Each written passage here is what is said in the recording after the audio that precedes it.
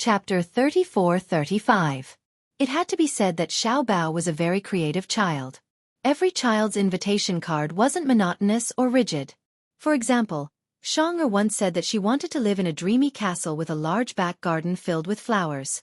So, on the invitation card, he drew a castle and flowers, and even carefully put a crown on her head. Xiang'er loved it so much that she couldn't put it down, and the other children in the class were envious. And when the two children's cards were brought to class, the two children were extremely excited. Wow! Xiao Bao drew me so handsome. This child especially liked football, and he played very well. Xiao Bao drew a jersey for him, and it was very impressive. And the other girl liked to watch Balala Xiao Moxian, so Xiao Bao drew her as a devil fairy. When the girl saw the invitation card, she treasured it to the extreme. From this, it could be seen that Xiao Bao was actually a very meticulous child. He knew how to observe the strengths of each child, or the things that they liked. The sunflower class was in an uproar. This was because Xiao Bao could draw at most 2 cards every night, and then it was time to go to bed. After 3 days, only 5 children in the class received an invitation card. The other children were envious, but they could only look forward to whether or not they would receive Xiao Bao's birthday invitation card. For a moment, they had forgotten that Xiao Bao was the #1 dangerous person in the eyes of all parents. But because they were reserved, they were a little embarrassed to take the initiative to ask Xiao Bao if he would draw their invitation cards. So, they could only look forward to it. Some children even came to class early, and then nervously rummaged through their desks. If they saw an invitation card, they would definitely show it off to everyone. Those who didn't receive it would have a face of disappointment, and there were even some who would be depressed and listless for the whole day. To them, this was not just a birthday invitation card. Because of the invitation card, Xiao Bao's relationship with the other children in the class gradually warmed up. Perhaps Xiao Bao didn't realize, but now, he and the other children had recovered their close relationship. As soon as Xiao Bao arrived in class, all the children stared at his every move. Their eyes were filled with yearning and curiosity as they stared at his hand. Their gazes followed him, wanting to see who his new invitation card was for. Those who didn't receive it would naturally sigh. The children who received the invitation card would bring it home and tell their parents about it. Most of the parents were reasonable. Seeing that Xiao Bao's family was so thoughtful, and that they even personally drew a card, they changed their views. Almost all the children who received the invitation cards were allowed by their parents to attend Xiao Bao's birthday party. Chu He, on the other hand, was keenly aware of it. Sometimes, when she went to pick up baby Chu after work, she would see many children excitedly surrounding him and asking him questions. Xiao Bao, who are you going to draw today? Draw me, draw me. Xiao Bao, I'll definitely go to your birthday party. When the time comes, I'll definitely prepare an awesome gift for you. So, can you give me an invitation card that you drew for me? On the way back, Chu Ho couldn't help but ask him, how many invitation cards are left? Chapter 34-36. Daddy's handwriting is so beautiful. Gu Jinglian's ears really liked this compliment. After finishing the card, Xiao Bao felt sleepy. After all, the time at night was limited. By the time he finished the card, it was already 8 o'clock in the evening. After taking a shower and brushing his teeth, he went back to bed to rest. The next morning, Xiao Bao went to class and secretly stuffed the invitation card under Xiang'er's desk. He was a little embarrassed to give it to her face. Xiang'er went to class and was about to stuff her bag under her desk when she noticed something in it. She took it out and found that it was something like a card. She flipped it open and saw a cartoon drawing of a little girl in a dress and a boy in a suit standing in front of a castle. They were holding hands and looked very cute. She could recognize some of the words and understood that it said, Dear Xiang'er, I really hope that you can come to my birthday party. Gu Chengza. Xiang'er took the invitation card and turned around. She saw Xiao Bao sitting in his seat with a red face and looking a little restless. She smiled and asked, Xiao Bao, did you stuff this in my desk? Yes, yes. Your birthday is coming up soon? Yes. Xiao Bao said seriously, My mom, Dad, and I made this together. Mom was in charge of making the invitation card, I was in charge of drawing, and Dad wrote the words. Wow! Xiang'er exclaimed. You drew this. Isn't it too beautiful? Her voice was a little loud and almost the whole class heard her. When the other children saw this, they immediately crowded around and fought to take the invitation card from Xiang'er's hands. They all exclaimed one after another. What a beautiful drawing! Xiao Bao, did you really draw this? For a moment, the children forgot that Xiao Bao was a dangerous person, and could not help but envy Shang'er for being able to receive such an invitation card. Shang'er said proudly, Xiao Bao gave me the invitation card. Xiao Bao said that he drew the drawing, his mom made the invitation card, and his dad wrote the words. Oh my god! I thought you bought it. Even the ones you buy aren't as beautiful as this. Look at the handwriting, it's even better than the handwriting in books. Did Xiao Bao really do this himself? I can't believe it. For a moment, Xiao Bao was extremely pleased with himself. The children took turns to praise him, making him feel like he was floating in the clouds. For the entire day, Shang'er hugged the invitation card lovingly. This was made by Xiao Bao himself. Moreover, she was the only one in the entire class who received it. The other children were extremely envious. Xiao Bao said that all the children in the class had one. However, Shang'er was the first to receive it. This meant that Xiao Bao treated her as his best friend. When they got home, Xiao Bao was as happy as a bird. He talked to Chuho non-stop. Mom, did you know? Gina really likes the invitation card I sent her. She said that she would keep it for the rest of her life. The other kids are so envious of Shang'er. Some of the kids secretly asked me if I made him an invitation card. He said that he wanted to come to my birthday party too. When Chuho heard this, she felt gratified. After dinner, Xiao Bao started the huge project again. He made 2 cards in one go. His deskmate was a girl who liked to read comic books, especially Balala Xiao Maxian. Hence, he made the girl look like Xiao Maxian. Chapter 34-37. Oh, Chuho replied. Then she stood aside and kept quiet. She was too lazy to waste her breath on them. Since the captain had sent her to carry out the mission, she would just do as she was told. Before she knew it, it was already midnight. Singing and dancing, neon lights flashed. The nightlife of the bustling city seemed to have just begun. Neon Paradise was located on the same street as the bar. However, the facade was not big and was hidden in a corner. After midnight, seeing that it was almost time, the police officer in charge immediately waved his hand. A few of his subordinates pretended to be customers and entered the KTV one after another. When they walked into the KTV, they saw a big round table. As the KTV entered the midnight area, in order to attract more people, many girls in bathing suits stood on the dance floor and showed off their supplies. They danced provocatively to attract attention. Vice Captain, we found the room 4302. A colleague's low voice came from the earpiece. The vice captain turned around and glanced at the crowd. He said slowly, 4302, one of you go and check how many people are in the room. Chu Ho was about to walk out, but someone was faster than her. A tall and thin man stood out. Vice Captain, I'm more familiar with the terrain here. I'll go and check the situation first. Okay, go and see how many people are in the room. Okay. That person left quickly. In less than 10 minutes, he came back and said, there are about 10 people in the room. At the end of the corridor, the room with the loudest music is there. The doors of KTV rooms were often made of transparent glass. Through the glass, he saw 6 or 7 men inside, each holding a woman. They were smoking and swaying their bodies to the loud music. He saw a pile of cash on the table and a lot of cash scattered on the floor. It basically confirmed the fact that they were smoking and gambling. They seemed to be almost done drinking. Some of them have lost consciousness and are standing there dancing. The vice captain stood up and ordered, arrest them. A few police officers immediately walked towards 4302. They couldn't wait to finish the mission and go home to sleep. He was too tired. He had worked all day and returned home at night. He had just eaten dinner and had not laid on the bed to rest when he received a call from the captain. Chu Ho remembered that every member of the anti-corruption team had signed a life and death agreement. The so-called life and death contract, the police station would list out a contract, on which all kinds of accidents would be written. Therefore, when they joined the anti-mafia group, they all knew that this position was dangerous. Moreover, it was a thankless task. The bars in Beijing were the hardest hit areas. The few of them walked to the door of room 4302 one after another.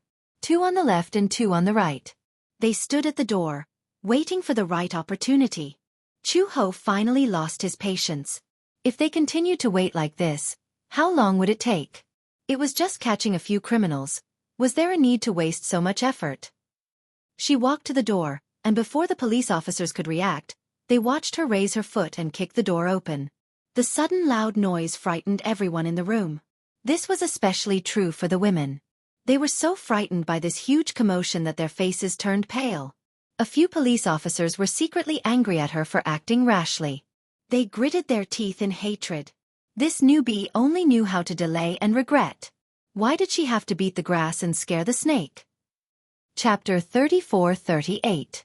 This stupid woman, why did she have to alert the enemy? However, they did not have time to complain. They immediately pulled out their pistols from their waists and rushed in. Don't move. Put your hands up and squat on the floor. Hurry! Ah! Screams could be heard everywhere. In the air, there was a strange aroma and a strong smell of alcohol. On the floor, there were many bottles of alcohol and red banknotes spread out on the floor, forming a thick stack. Chu-ho frowned. However, in the private room, a man with two women in his arms laughed coldly. Who are you? Damn it! You've ruined my mood. It was obvious that the atmosphere was at its climax. Chu-hee's sudden intrusion had spoiled their mood. Even an idiot could tell that these people, who were wearing ordinary clothes and holding pistols, were plain-clothed policemen. However, they were not afraid. A few burly men slammed their pistols on the table. With cigarettes in their mouths, they sneered. Are you new police officers? Do you know who our boss is? It's not your place to be so presumptuous. Don't blame us for being rude if you ruin our boss's mood. The police officers looked at each other. Just as they were at a loss as to how to end the situation, Chu-hee suddenly smirked. She picked up a wine bottle with the tip of her foot and held it in her hand. She threw the bottle at the officer, who was about to load his gun, and it hit his wrist. The bottle shattered. The man cried out in shock.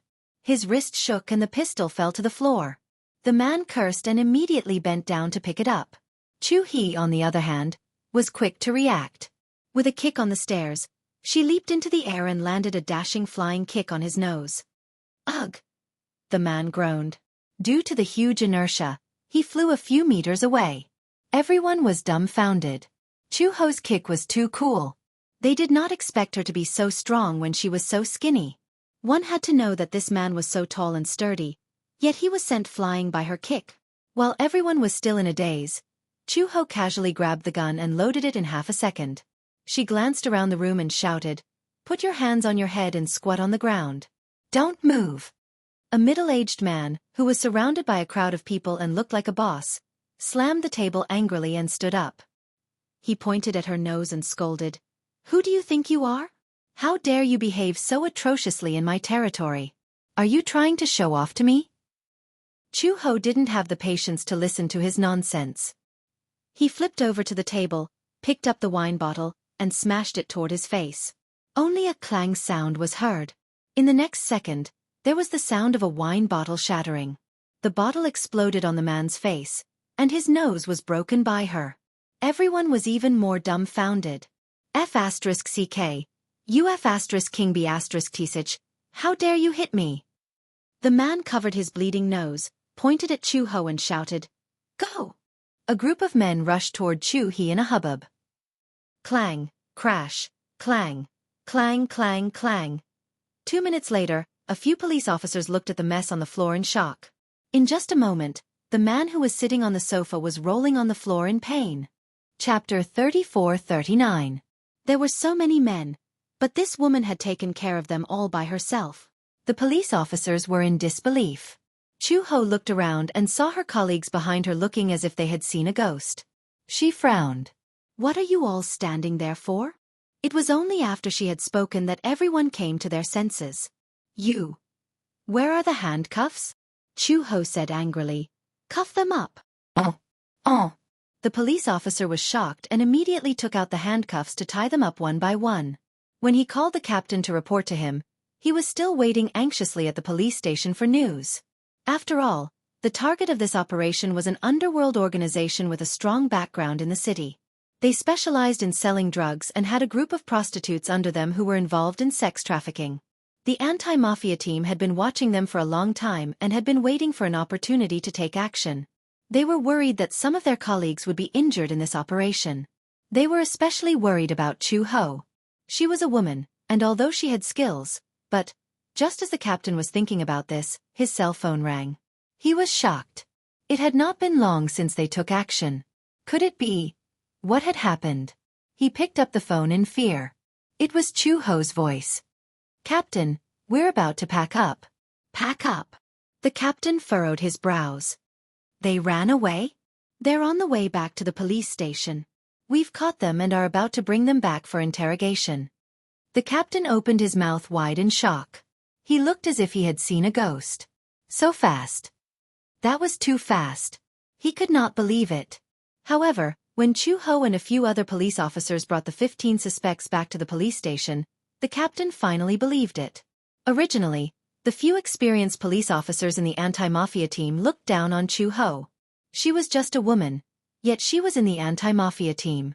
No one was convinced. However, after this experience, they saw with their own eyes that she had subdued the 15 suspects within a few minutes.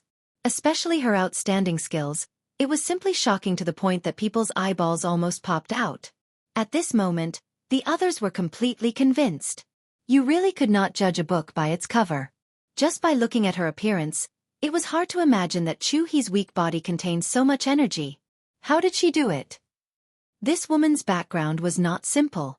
One of the police officers had not recovered from the thrilling scene just now. He walked up to the captain and asked in surprise, "Captain, this new woman, is she really a woman?" Her skills, her courage, and her calmness in the face of trouble really made these men feel inferior. The captain frowned and asked, "What happened just now?" Just now. Before he could finish speaking, Chu Ho walked to the captain and said, "The mission is over." The captain immediately came back to his senses, nodded, and said with a smile, "Thank you for your hard work." Or I have a car. Why do you need to take a taxi? I'll send you back. You've worked hard today. I'm worried about you walking alone at night. Could it be that captain is worried that I'll be attacked by criminals while walking at night? The captain was speechless. There was really nothing to worry about. Chapter 3440. The captain said, "Give me a call when you get home." Chu Ho nodded. When she turned around, she broke out in a cold sweat. How could she let the captain of the anti-corruption team send her back to the Gu family? If he looked up and saw that she was staying with the Gu family and recognized the Gu family mansion, he would definitely be in a mess. She was about to leave when the captain called out to her from behind. "Chu Ho." "Yes." She came back to her senses and looked back abruptly. Her elegant face, however, was a man who was more than 1.8 meters tall. His face immediately turned red. He stammered for a long time, but he couldn't think of what he was going to say. Thus he stammered, Be careful on the road." "Okay, don't worry. I'll be fine." Chu Ho left after saying that. A few policemen came up to him. Seeing that the captain was blushing, they couldn't help but tease him. "The captain is blushing. How rare. How rare. Don't tell me you've taken a fancy to her." The captain said angrily, "What nonsense are you talking about? Hurry up and interrogate the criminal." The few of them turned around resentfully and walked towards the interrogation room. The captain seemed to have thought of something and said sternly, "Wait. What's the matter?" "I thought of what I was going to say." The captain said, "Since Chu Ho has just joined our anti-corruption team, let's hold a welcome banquet for her tomorrow night. In any case, as her seniors, we have to properly entertain this new policewoman, don't we?" The few of them looked at each other but didn't object. After tonight's operation, everyone's impression of Chu Ho had changed. They had originally thought that this woman wouldn't have any skills and that they would have to take care of her while carrying out the mission. In the end, they didn't expect that she would be the most capable one. Those who had been prejudiced against her were completely dispelled now. It settled then. When Chu Ho reached home, it was already 1 o'clock in the morning. Xiao Bao was originally asleep, but no matter how careful she was, she still woke the little guy up. Because Chu Ho was not around, the little guy did not sleep well. In the middle of the night, he heard some noises. When he opened his eyes, he saw Chu Ho enter the room quietly. She didn't seem to realize that Xiao Bao had woken up, so she still tiptoed and changed into her pajamas. Just as she was about to get into bed, she suddenly thought of something. She took out her phone and dialed a number. The call was quickly picked up. "Chu-ho, are you home yet?" The room was so quiet that the man's voice on the phone was so obvious. Xiao Bao widened his eyes in shock. Why was it a man's voice? Moreover, his tone was so gentle. Could it be another bad guy trying to take advantage of her mother? Chu-ho obviously did not notice Xiao Bao's angry expression behind him. He said into the phone, "Captain, I'm home." "Oh, that's good. You should rest early. I still have to work tomorrow." "Okay, got it." Chu-ho hung up the phone and turned around. Xiao Bao immediately closed his eyes and pretended to be asleep. She quietly got into bed, tucked him in, and hugged him to sleep. She fell asleep very quickly, but Xiao Bao suddenly had insomnia. Thinking of that man's unfamiliar phone call, he was suddenly filled with vigilance. Chapter 34-41. The little guy was so immersed in his own world that he didn't notice Uncle Fu entering the room. Uncle Fu looked at him in surprise. "Xiao Bao, why are you up so early today? You don't even need me to wake you up." Xiao Bao turned around in shock. Seeing that it was Uncle Fu, he rushed into Uncle Fu's room. "Uncle Fu! Bad news! Bad news!" Uncle Fu was startled by the little guy's shouting. He hugged him and quickly asked, "What's wrong? What's bad news?" Sob, sob, sob, sob. Xiao Bao said tearfully, "Bad news. Mommy seems to have been targeted by a big bad guy." "What? Big bad guy?" When Fu Bo heard this, he was completely confused. He didn't know what he meant. Xiao Bao said angrily, "Mommy went out last night and didn't come home until late at night. Once she got home, she called a man. That man seemed very intimate. The point is, when Mommy used to work, many men chased after her. I'm so angry." Uncle Fu was speechless. Chu-ho went out in the middle of the night? Came home very late? Could it be? Was he on some mission? Early in the morning, he heard that a few triad leaders had been arrested. Could it be that he was on a mission last night? "Uncle Fu, what should we do?" Xiao Bao was still immersed in his own world of despair.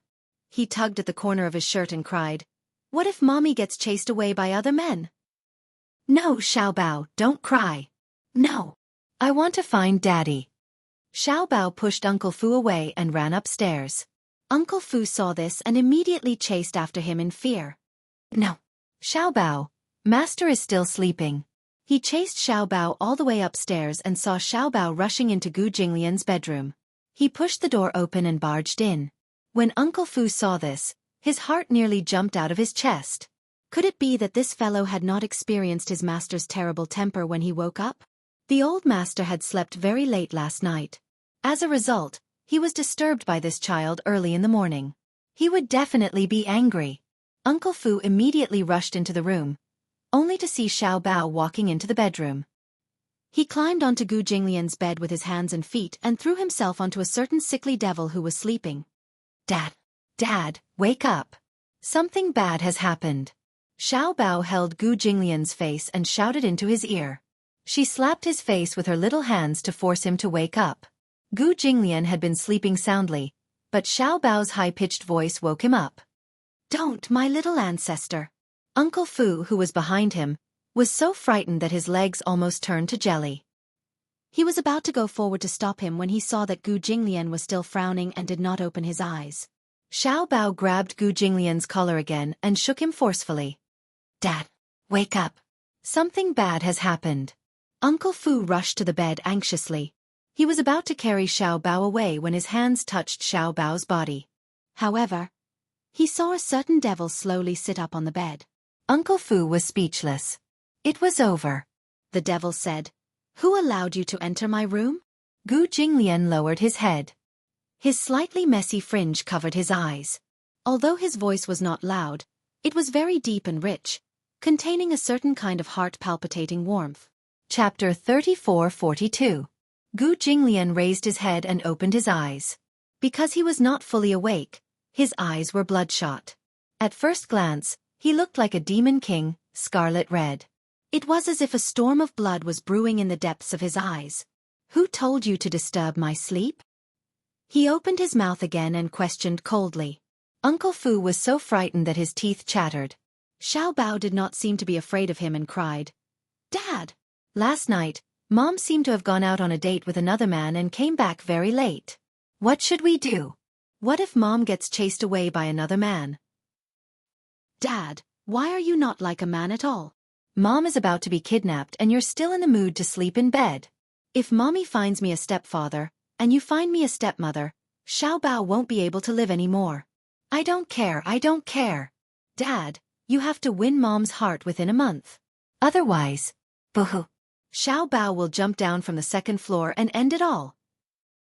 Gu Jinglian's scalp went numb from his howling. He frowned and gritted his teeth. "Shut up. Don't be noisy. Dad, do you really not like Mom? It's okay if you don't like her. You can win her heart first and then slowly develop feelings for her. If you don't say anything, I'll take it as a yes." Gu Jinglian did not listen to anything he said. His thoughts were still very muddled and his eyelids were so sleepy that he could not open them. Xiao Bao was still yelling in his ear, but he could not hear what this guy was yelling about. He was a little impatient. Whatever. Let him wake up first. With that, he fell back onto the bed with a thud.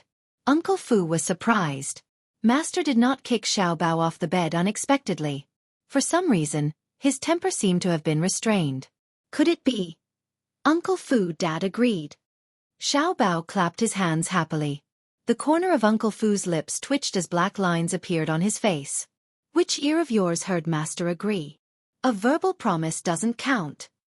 Xiao Bao suddenly ran out of the bedroom and walked to the water table. He picked up a brush and scribbled a line of words on a piece of paper. Then, he dipped the brush in ink and walked to the bed. He grabbed Gu Jinglian's hand and dipped the brush in ink onto his thumb. Then, he made a mark on the paper. It seemed that Xiao Bao was finally relieved and skipped out of the room. Uncle Fu sighed and quickly chased after her, closing the door behind him. 2 hours later, the Demon King finally woke up. He sat up on the bed and held his aching forehead. Out of the corner of his eye, he saw a piece of paper floating on the bed. He picked it up and looked at it. "Papa, get the horse girl in 1 month's time." "What I can't do, Daddy." "Sure, big dumb pig."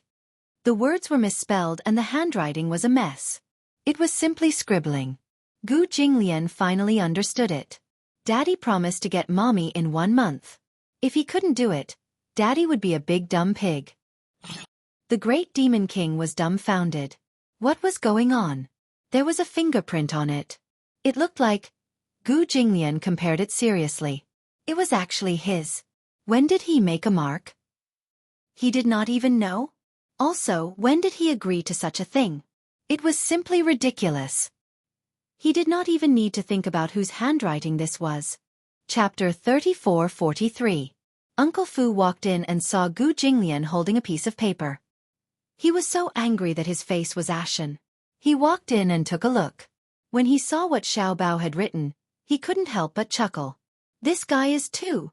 Before he could say the words capable, Gu Jinglian turned his eyes and glanced at Uncle Fu. The latter immediately shut his mouth tightly.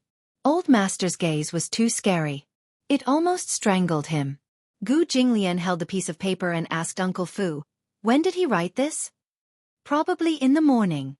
I remember that Xiao Bao did write something on the paper and even asked you to mark it."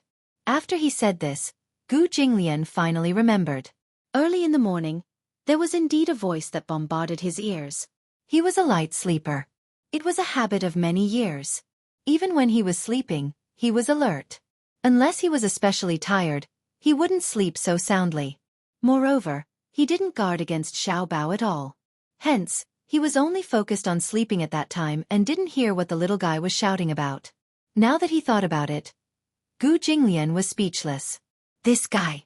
Just as he was gnashing his teeth, Uncle Fu kindly advised, "Old Master, why don't you fulfill Xiao Bao's wish? Marry Chu Ho. This way, Xiao Bao will be relieved of one of his worries. It would also be relieved of one of his worries." Uncle Fu had always hoped that Gu Jinglian would get married and not be alone in the world. He was old and this was the only wish left in his life. Gu Jinglian didn't think much of it. "You know that I don't intend to get married in this life. Old master, Uncle Fu sighed and said. No matter what, even if you don't intend to get married and don't intend to fall in love with any woman, marriage is just a burden on your mind. With you and Chu Ho in this state, it's not very reliable. If marriage is just a formality to you, why don't you complete the formality with Chu Ho? Chu Ho doesn't seem to have any thoughts about marriage. Why don't you just let Xiao Bao have his way? Gu Jinglian's expression did not change much when he heard this. He turned around and rubbed his forehead. He had slept too late last night, so when he woke up, his head still hurt a little.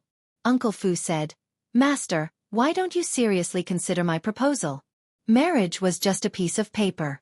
It would be good to do it for Xiao Bao. After all, the little guy didn't have a father since he was young. It wasn't easy for him to have a father, so he definitely lacked a sense of security. He hoped that his parents would always be together. This shows how much the little guy cares about you. When Gu Jinglian heard this, he did not know why, but Uncle Fu's words were very pleasant to his ears. Xiao Bao cared about him. When he heard this, the corners of his lips involuntarily curled up slightly. His mood seemed to brighten up a little.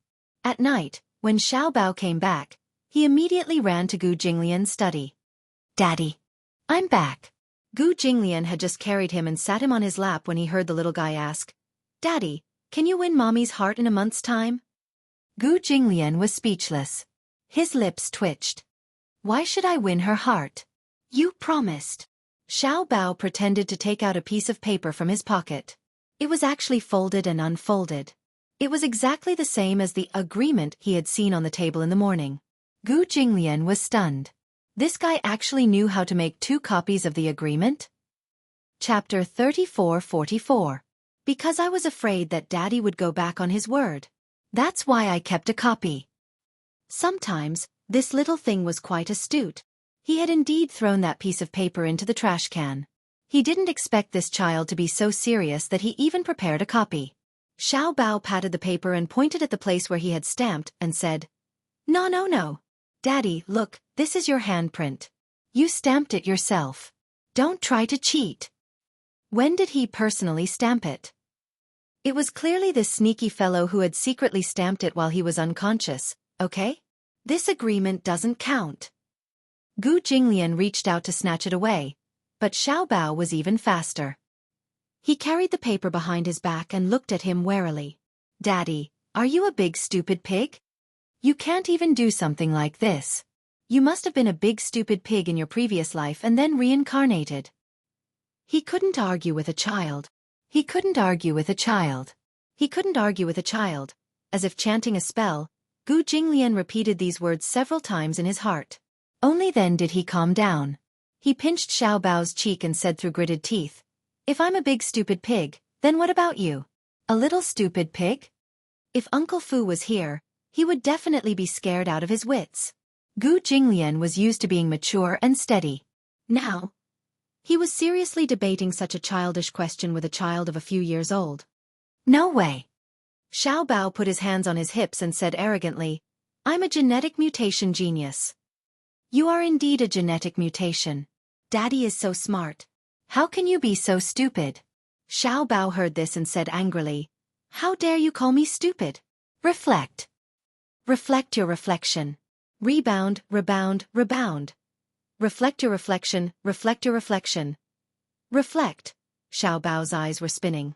Soon, he was confused by Gu Jinglian. His little brain could not wrap itself around it. He actually could not tell how many bounces Gu Jinglian had said. The capacity of his little brain was a little insufficient. Xiao Bao pouted and said, Anyway, I don't care.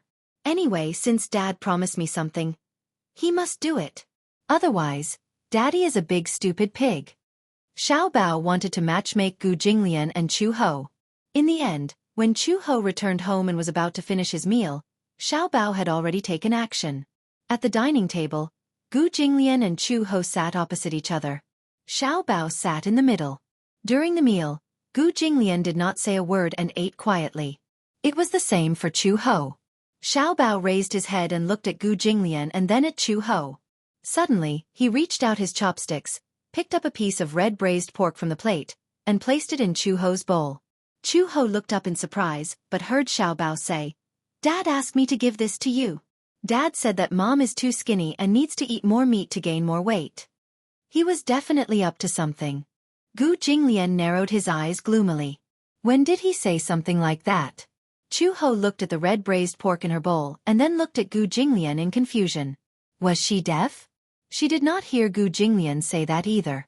Looking at Xiao Bao's expression again, Chu Ho suddenly understood. Okay, I got it. Mom, eat more. As she spoke, she took a bite of the red braised pork and began to eat. The awkwardness was instantly resolved. Chapter 34-45. When Xiao Bao heard this, he was so touched that his eyes sparkled. Mommy was eating red braised pork. This meant that Mommy liked Daddy. Of course, Xiao Bao was only thinking this in his heart. If Chu Ho had heard this, he would have been impressed by Xiao Bao's godly logic. However, Xiao Bao wouldn't let it go just like that. He reached out again and placed another piece of red braised pork into Gu Jinglian's bowl. He smiled and said, Mommy asked me to give this to you. She said that red braised pork is delicious and asked Daddy to eat more. Chu Ho was speechless. When did she say something like that? Gu Jinglian was speechless. She didn't say that. Xiao Bao looked at him with disdain. How did you know? I didn't hear it. Hey, Daddy, that's because you and Mommy don't have telepathy yet. Xiao Bao said seriously. Mommy said it in her heart. I heard it. Because Mommy and I have telepathy. Chu Ho resisted the urge to vomit blood and forced a smile. It's delicious. Eat more. Then, he lowered his head awkwardly and dug into his rice. Gu Jinglian frowned. He didn't really like red braised pork as it was too greasy. He had always been a light eater.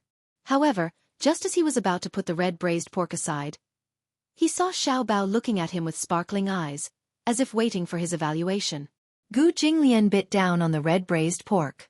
When Xiao Bao saw this, he said cheerfully to Chu Ho, Daddy said that Mommy's red braised pork is the best. Cough. Chu Ho choked on a mouthful of rice and coughed for a long time. Gu Jinglian's expression changed again and again. A mouthful of meat was stuck in his throat and he couldn't spit it out. His face turned green. This guy, when Xiao Bao saw that Chu Ho had choked, he couldn't help but rebuke, Mommy is really too much. Can't you eat slower?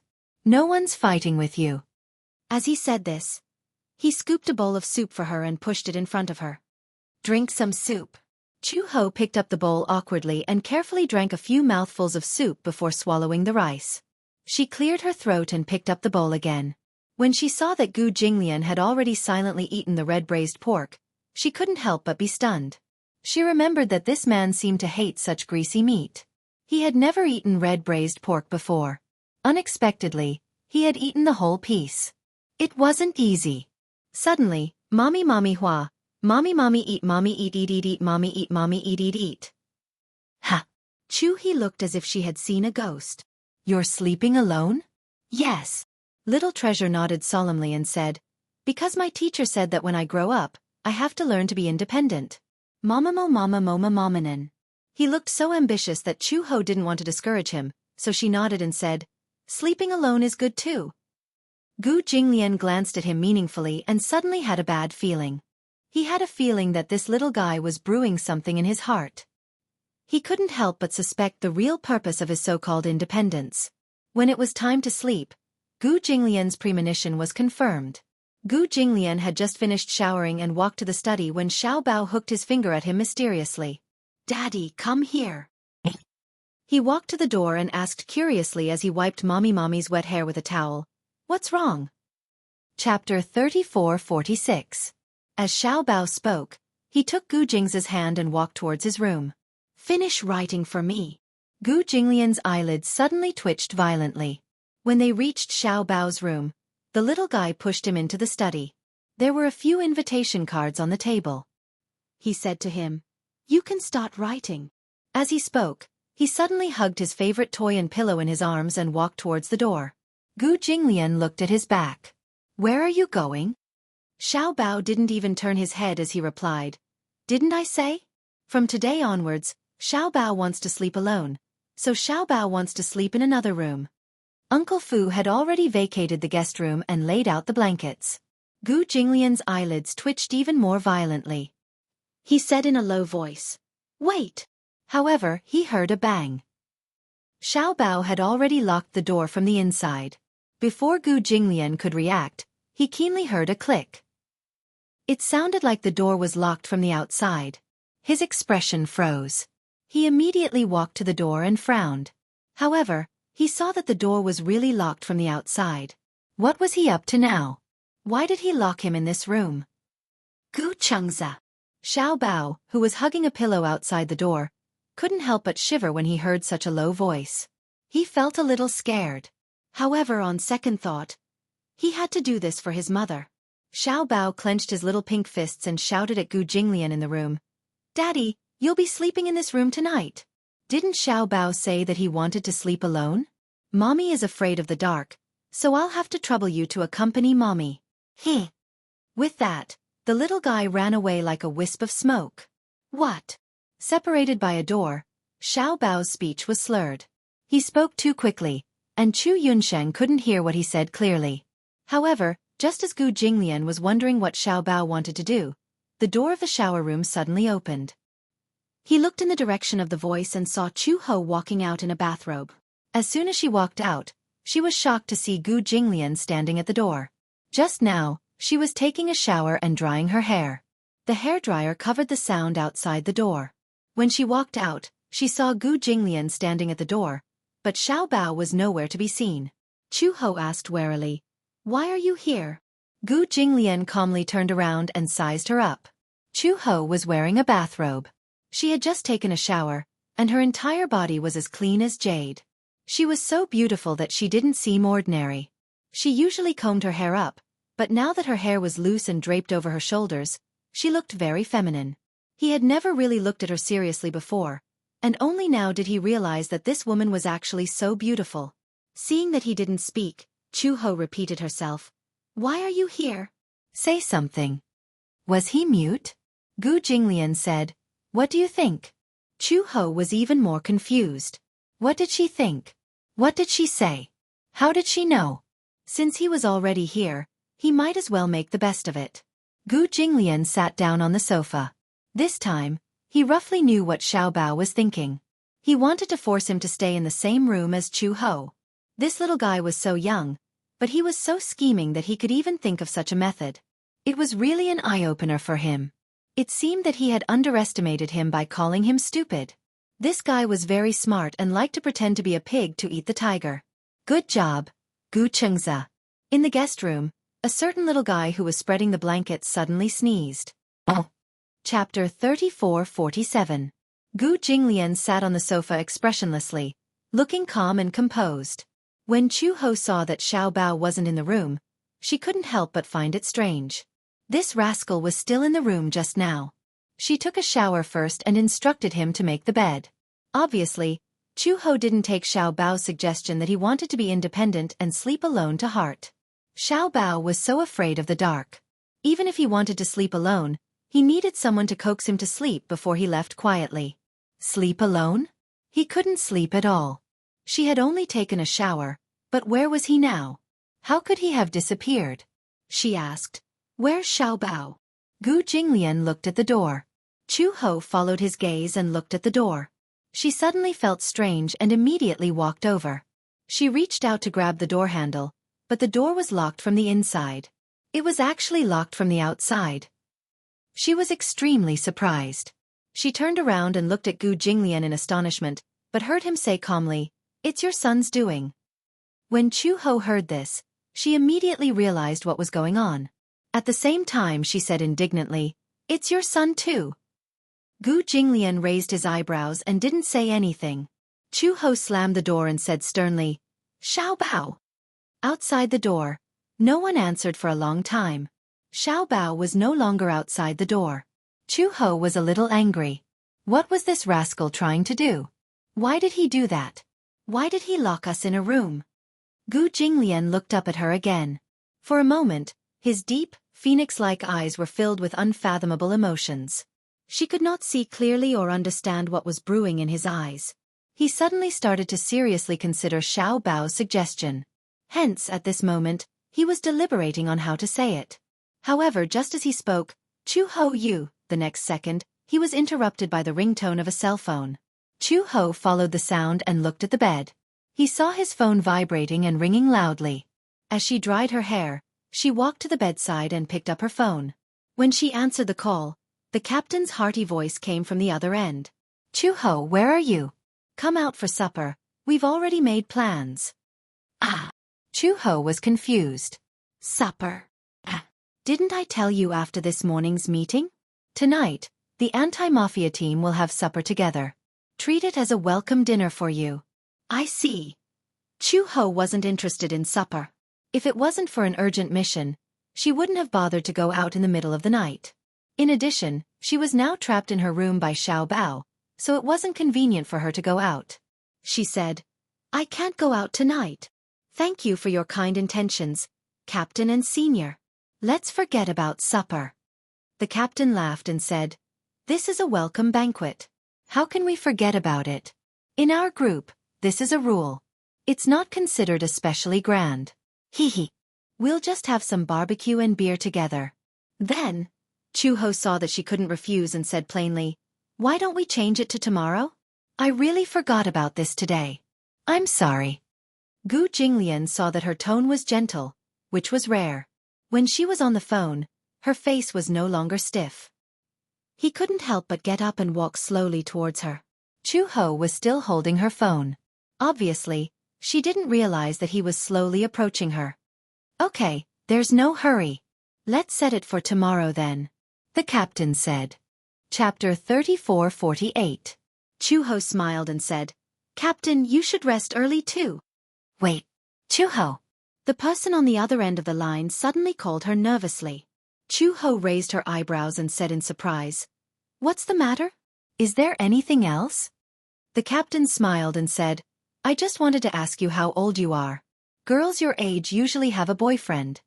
Gu Jinglian heard the man's voice and couldn't help but frown unhappily. When Chu-ho heard this, she said disapprovingly, I don't have a partner. You don't have a partner. The man on the other end of the line seemed to be agitated. Just from his tone, it was as if he had heard great news. You're single? Yeah, you can say that. Why are you suddenly asking this? Oh, it's nothing. As a captain, I have to care about my subordinate's marriage. Oh, I see. Chu-ho didn't pay much attention to it. She was especially clueless in this aspect. The man's gaze behind her became even colder. Was this woman an idiot? The man was obviously interested in her. Otherwise, under normal circumstances, no one would ask such a question. His tone sounded quite nervous. He was even inexplicably agitated when he found out that she was single. Did she really not understand, or was she playing dumb? After Chu-ho hung up the phone, she turned around and bumped into Gu Jinglian's chest. She furrowed her brows in pain as her forehead bumped into his collarbone. It was quite painful. Chu-ho took a few steps back, only to see Gu Jinglian standing in front of her expressionlessly. He didn't move an inch, but his eyes lingered on her body as if he was trying to figure something out. She asked cautiously, Why do you keep staring at me? Who was that man just now? He asked. Chu-hee, on the other hand, was stunned. What was wrong with this man today? Did he take the wrong medicine? Why was he suddenly concerned about someone other than her and Xiao Bao? Gu Jinglian's personality had always been indifferent. He never cared about anyone and treated others as air. Does it have anything to do with you? Chu-ho said unhappily, Why are you suddenly concerned about this? What? Can't I ask? Not an important person. Chu-ho saw that Gu Jinglian's eyes were getting colder and colder, so he said, The leader of the anti-mafia group, my direct superior. Anti-mafia group? However, Gu Jinglian felt that it was extremely ironic. Of all the jobs you could do, why did you have to go to the anti-mafia group? Is there a problem? Chu-ho didn't think there was a problem at all. Even if the man standing in front of her was Xiao Bao's biological father, he was also the man that all the members of the anti-mafia group hated. She joined the anti-mafia group because of her identity and past background. She was definitely qualified for this job. Chu-ho preferred to work with men. She couldn't handle the scheming between her female colleagues in the workplace and the schemes between her superiors and subordinates. She would definitely be overwhelmed. In comparison, the work of the police seemed a little rough. However, It was better to deal with these tough men than to work with those calculative white-collar women. Moreover, she was an Interpol officer. She could be considered to be living off her past. Gu Jinglian suddenly pressed her. Then let me ask you. Just now you told him that you're single. How do you explain that?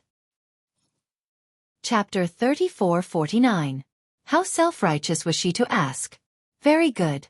Gu Jinglian's lips suddenly curled into a smile. His handsome face looked even more devilish under the night light. He said, Chu Ho, let's get married. There was no tone of voice. Rather than a discussion, it was more appropriate to call it an order. Chu Ho doubted her ears. Did she not hear him clearly? She frowned and asked again. What? What did he mean by that? Gu Jinglian said, You heard me clearly, so there's no need for me to repeat myself. Chu Ho was stunned. Gu Jinglian had been thinking about this matter for a long time.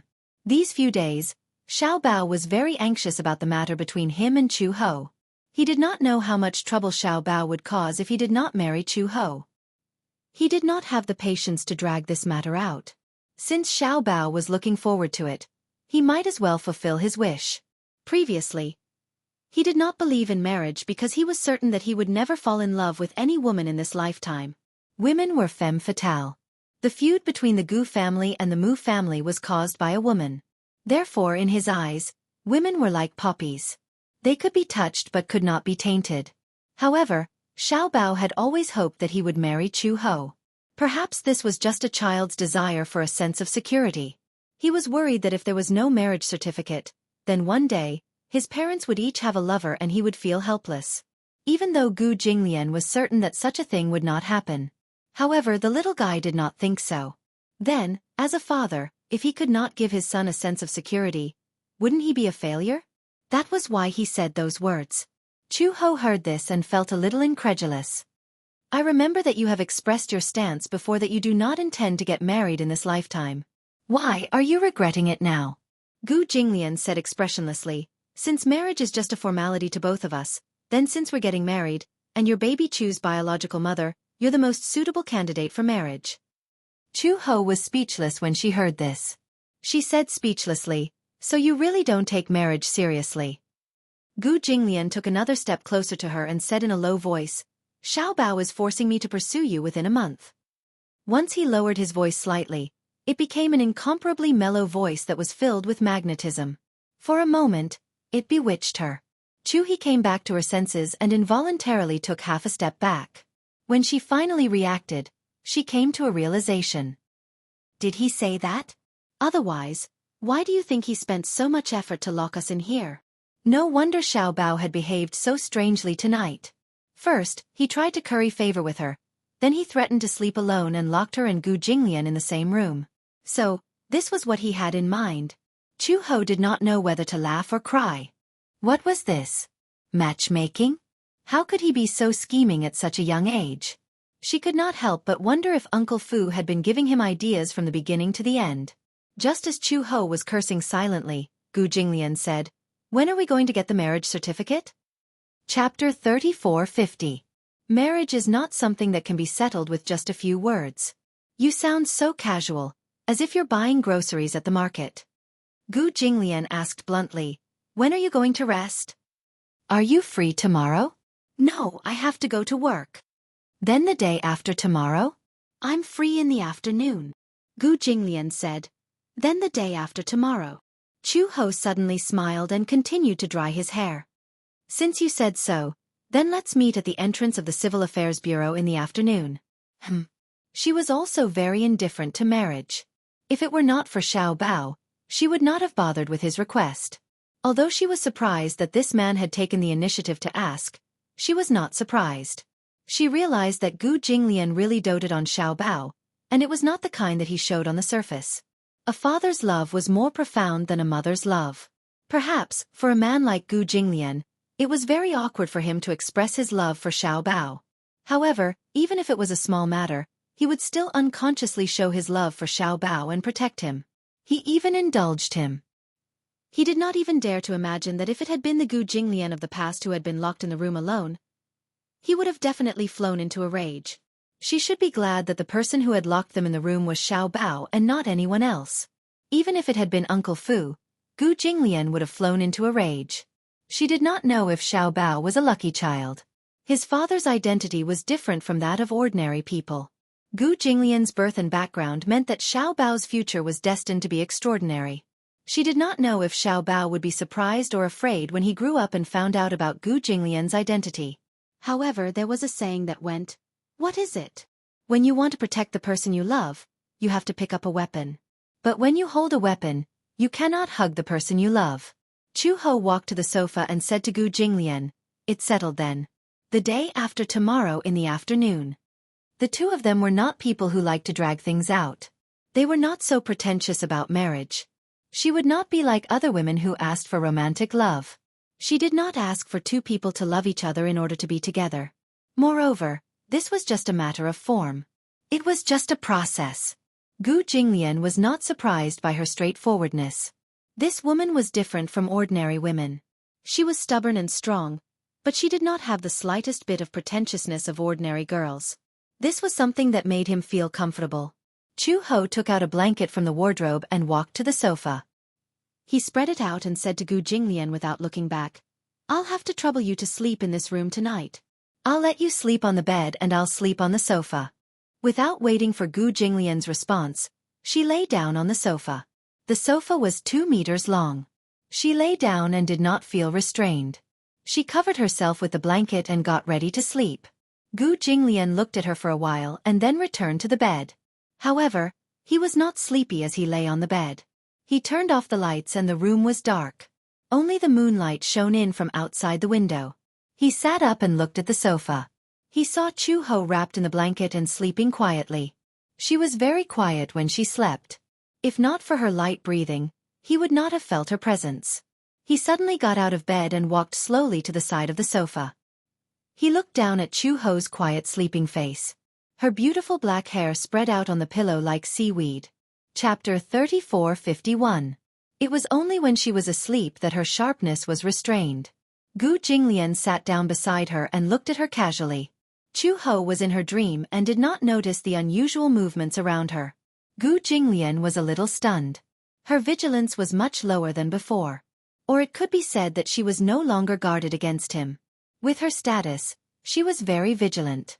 Even if she was asleep, she would immediately wake up if there was a slight movement around her. It used to be like this.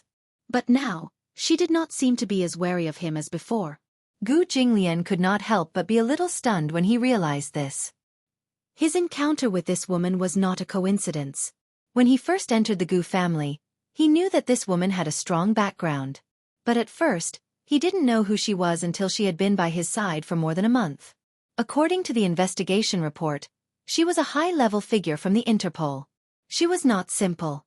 For a woman to be able to hold the position of anti-crime inspector in such a competitive international police organization, and the highest position at that. This showed that this woman's methods were quite ruthless. It was said that her previous life was a mercenary. This showed that she stood out from thousands of people in the fierce battle. After knowing her identity, he was not in a hurry to expose her. Gu Jinglian occasionally felt that life was boring. With such an interesting woman by his side, he felt a little interested in teasing her. This man was like an elegant cat. After catching his prey, he was not in a hurry to kill it. Instead, he liked to slowly play with it until the prey was tortured to the point where it would be better off dead. Then, he would casually swallow the prey into his stomach. He still remembered that night when he drank some wine and came home.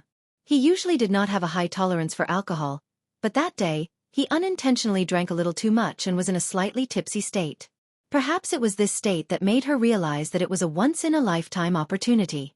So, she wanted to make a move on him. Gu Jinglian was in the room. Chu Ho slowly walked in. He did not see the pistol hidden in the corner of her body, but he caught a glimpse of the cold murderous intent in her eyes. She wanted to kill him. Chu Ho had received the order from the headquarters a long time ago, but he had not had the opportunity to do so. Gu Jinglian was always heavily guarded, so it was hard for her to find an opportunity to strike. However, that night was a golden opportunity. Gu Jinglian saw the murderous intent in her eyes but did not point it out. Instead he said to her, "Red Lotus, come here." She slowly walked towards him, and he suddenly realized that at this time, She must be touching her gun. Interesting. Did she really think that he would lose his alertness just because he drank a little too much? Or did she conceitedly think that without the protection of those bodyguards and death guards, she would definitely succeed with just the two of them? Gu Jinglian suddenly sat up, grabbed her arm and pulled her into his arms. Chu Ho was taken aback. He had never expected that he would suddenly make such a move. At that time, Gu Jinglian did not have countless women around him, but he never had a repeat of them. He only had a biological need, but he wasn't aroused. However, at the very least, he had never acted intimately with her. Chapter 3452. He suddenly pulled her into his arms. She was so shocked that she forgot what she wanted to do. The world spun before her eyes and she was pinned down on the sofa by him. Gu Jinglian whispered into her ear. His devilish voice was laced with a hint of laziness that was tainted by alcohol. He said to her, "Don't try any tricks." This was a piece of advice and a warning. Chu Ho's eyes widened. Before she could say anything, her mouth was covered by his. The sudden kiss caused her entire mind to go blank. In her entire life, she had never hugged a man so intimately, let alone kissing him. His warm breath blew against the corner of her mouth. His frivolity caused her to fly into a rage out of humiliation, and she resisted. However, He had underestimated Gu Jinglian's combat prowess. She was still no match for him. Even though Gu Jinglian had many bodyguards around him, it didn't mean that he didn't have any skills. On the contrary, none of his bodyguards were a match for him. Rather than calling them bodyguards, they were more like scapegoats. If they were attacked, these bodyguards would become his human sandbags and take the bullet for him. This was a heartless and cold man. Soon, she was restrained by him. Her hands were tied behind her back. Even if he didn't use handcuffs or ropes, she couldn't move at all. Chu Ho stared at him in fear. She thought that her actions had been discovered. However, the next second, Gu Jinglian bent down again and kissed her. What happened next almost caused her entire world to collapse. She was no match for him at all, so she let this man do whatever he wanted. When she woke up in the morning, the soreness all over her body reminded her that what had happened last night wasn't a dream. She didn't know how she left. She put on her clothes in a sorry state and fled the room. However, she didn't know if Gu Jinglian did it on purpose or if he really didn't remember what had happened that night. He didn't seem to mention it either. She thought that he must have been so drunk that he forgot everything that he had done and said. But what she didn't expect was that he was still very conscious and remembered everything clearly. Chu Ho was completely clueless in this aspect. As a result, she did not take any protective measures after the incident. As a result, when the Gu family issued the order to purge her, she did not know that she was already pregnant with his flesh and blood. This was also a surprise to Gu Jinglian. It wasn't that he couldn't control himself that night. It wasn't because he was careless. Instead, he knew very well that this woman wanted to kill him, so he couldn't let her live. Did he have feelings for her? It was simply a fantasy. However, 5 years later, he did not expect that she would be reborn as the birth mother of his son. She bore him a son. This was something that he had not expected. Gu Jinglian was initially very repulsed by Xiao Bao's appearance. He had never thought that he would have a son in this life. He was very resistant to the sudden appearance of his son, his flesh and blood. However, the moment this noisy little fellow appeared in his line of sight, his originally cold and lonely world was stirred up into a state of chaos. His originally ice-cold heart was gradually warming up. Chapter 3453. Gradually, he acknowledged Xiao Bao's identity and the fact that Xiao Bao was his son. Gradually, Xiao Bao no longer held any animosity towards Chu Ho. No one was born cold and indifferent. However, because of his environment, he had a cold and indifferent personality. Gu Jinglian did not shy away from the fact that he was a cruel and merciless man. He also did not deny that in many people's eyes, he had the image of a demon king. However, in his eyes, what was scarier than evil was hypocritical justice. Human nature was selfish. Perhaps people were born pure and untainted, but as they grew up, there was no such thing as a pure and untainted person. It was just that his evil was purer and more undisguised. Xiao Bao did not sleep well the entire night. He clung on to Uncle Fu to sleep with him. Even though Uncle Fu was asleep beside him, his imagination was still running wild. He wondered how Daddy and Mommy were doing. Since they were locked in the same room, There should be some progress in their relationship, right? He did not remember which subordinate had suggested this lousy idea to him. It was said that regardless of whether it was a saint or an evil person, as long as they were normal men and women lying on the same bed, there would be a wonderful chemical reaction. Xiao Bao's understanding of this sentence was that if they slept on the same bed, their relationship would become better. The little guy did not know anything about love. He was only connecting himself and Chu Ho. Every time he slept with Mommy, he felt especially safe. If he let Daddy and Mommy sleep together, perhaps he would also feel this sense of security. It would be best if Mommy could rely on Daddy, and Daddy could rely on Mommy. This way, he would be able to fulfill his wish. Just like that, he muddle-headed until morning. Even though Xiao Bao did not sleep well, when he thought of Gu Jinglian and Chu Ho, he felt energized and nimbly got out of bed. He rushed to the room, unlocked the door and walked in. However, he saw Chu Ho sleeping on the sofa, wrapped in a blanket and still not awake. Xiao Bao was instantly dumbfounded. When he looked at the bed again, he saw Gu Jinglian lying on the bed. When he heard the door open, he immediately woke up and sat up from the bed, looking at him coldly. "Good morning, Daddy." He greeted him awkwardly.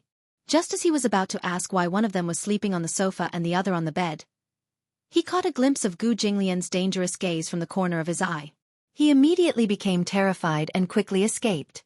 During breakfast time, Gu and Chu Ho went downstairs one after another. They saw Xiao Bao was sitting at the dining table, looking aggrieved. He watched as they walked into the dining room and sat down next to him. He was fuming mad when he thought he saw the scene when he opened the door that morning had rushed was furious thought. This father of hers was a little too disappointing. Had wasted all his efforts had wasted his efforts. In the end, it was a waste. When he thought of this, he did not even have the appetite to eat breakfast. When Chu Ho saw that his cheeks were puffed up with anger, he resisted the urge to teach him a lesson and exchanged glances with Gu Jinglian. Gu Jinglian's anger had also subsided. He took into account that he was still young and did not argue with him. Besides, Xiao Bao did not have any bad intentions when he did this. He seemed to be very indulgent towards this son of his. Gu Jinglian suddenly forked 2 slices of ham onto his plate and said in a low voice, "Your mommy wants you to eat more meat." It was just a simple sentence, but it made Xiao Bao feel happy all of a sudden. Chapter 34:54. Baby Chu picked up his knife and fork and stuffed the ham into his mouth clumsily. He ate with relish. After he finished eating, he looked at Chu He with a pair of longing eyes. Chu Ho did not want to disappoint him, so she poured him a glass of milk and pushed it in front of him. "Your dad said to drink more milk to replenish your calcium, so you can grow taller." Wow, that was great. He did not expect the relationship between the two of them to improve so quickly. In just one night, Dad and Mom had become so close to each other. Xiao Bao suddenly felt that the previous night's action was definitely the wisest decision he had ever made. He held the glass of milk and took a big gulp. His heart was filled with sweetness. He felt that there was finally hope for what he had been looking forward to. After Chu Ho sent Xiao Bao to school, she went to the police station. Her outstanding performance that night had allowed her to become an official member in advance. In the morning, she went through the procedures. At noon, she took her lunch and sat down. The captain and a few members of the anti-gang team walked into the cafeteria. "Captain, Chu Ho is over there." A man tugged at the captain's sleeve and whispered.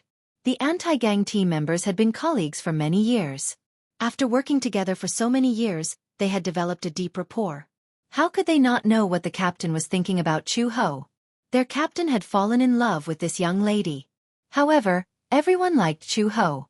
From the initial prejudice to the sudden rise in fame, everyone was convinced of Chu Ho's abilities and did not look down on her. The captain, Li Xiaofeng, was in his 30s. He had been in the anti-gang team for many years and was considered a veteran. As he had been a detective for many years, he did not have the time to be in a relationship. His family had been urging him for many years, but he had never taken it to heart. Firstly, he had been in this job for a long time, so he was more straightforward. He had been in a relationship before, and his girlfriend happened to be the type who was not easy to deal with. To put it bluntly, it was a little pretentious. This love affair had exhausted him completely. His girlfriend especially loved to pester him. Sometimes, when he was working overtime or carrying out a mission and came home late, She would throw a tantrum at him without any understanding. This relationship had ended long ago. Therefore, he was actually a little afraid of women.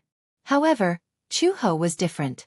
As for what kind of special feeling it was, he was not very cultured and could not describe it. However, he liked her straightforward personality. Li Xiaofeng and a few colleagues took their food and sat down beside Chu-ho. When Chu-ho saw him, she smiled and greeted him. Captain. Captain. What? We're colleagues. You can call me Xiaofeng like the others. He was stunned. But I heard the others call you Captain. Li Xiaofeng felt. Chu, you're different. You're the flower of our anti-mafia group, so you have this privilege. We can't call the captain by his name. You have the right to do that.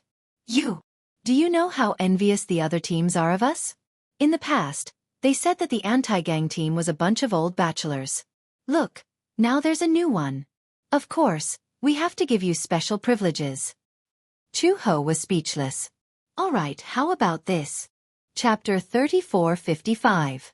Of course, no problem. Li Xiaofeng approved her leave without hesitation. Oh yeah, Chu-ho, don't forget tonight.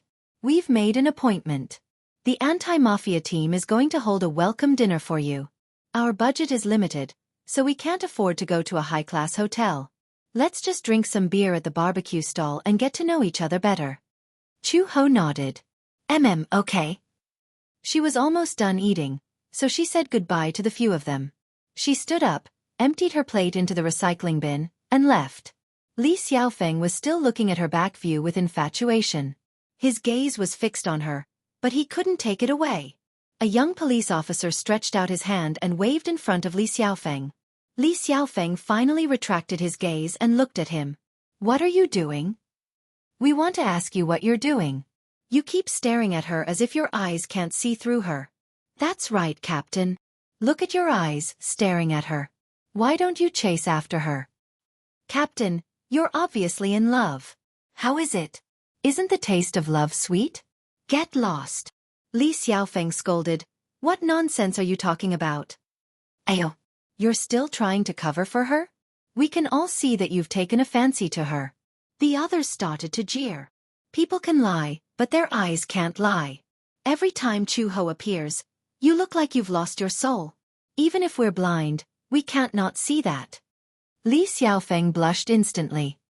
He used his chopsticks to smash his Japanese rice, but he was too embarrassed to say anything. Go after her if you like her. Go after her. What are you hesitating for? That's right. If you're late, she might become someone else's woman. Does Chu-ho have a girlfriend? Someone suddenly asked. Li Xiaofeng immediately said, No. Captain, did you ask her? I asked around yesterday. She said she's single. Wah. Captain, you're really fast. We were worried about you. That's right. Captain, you're an old bachelor. We're worried that you don't know how to woo a woman. Li Xiaofeng said unhappily, You guys, just don't drag me down. You don't do proper work all day long, but you're blindly interested in things that have nothing to do with work. How is this blind enthusiasm? That's right.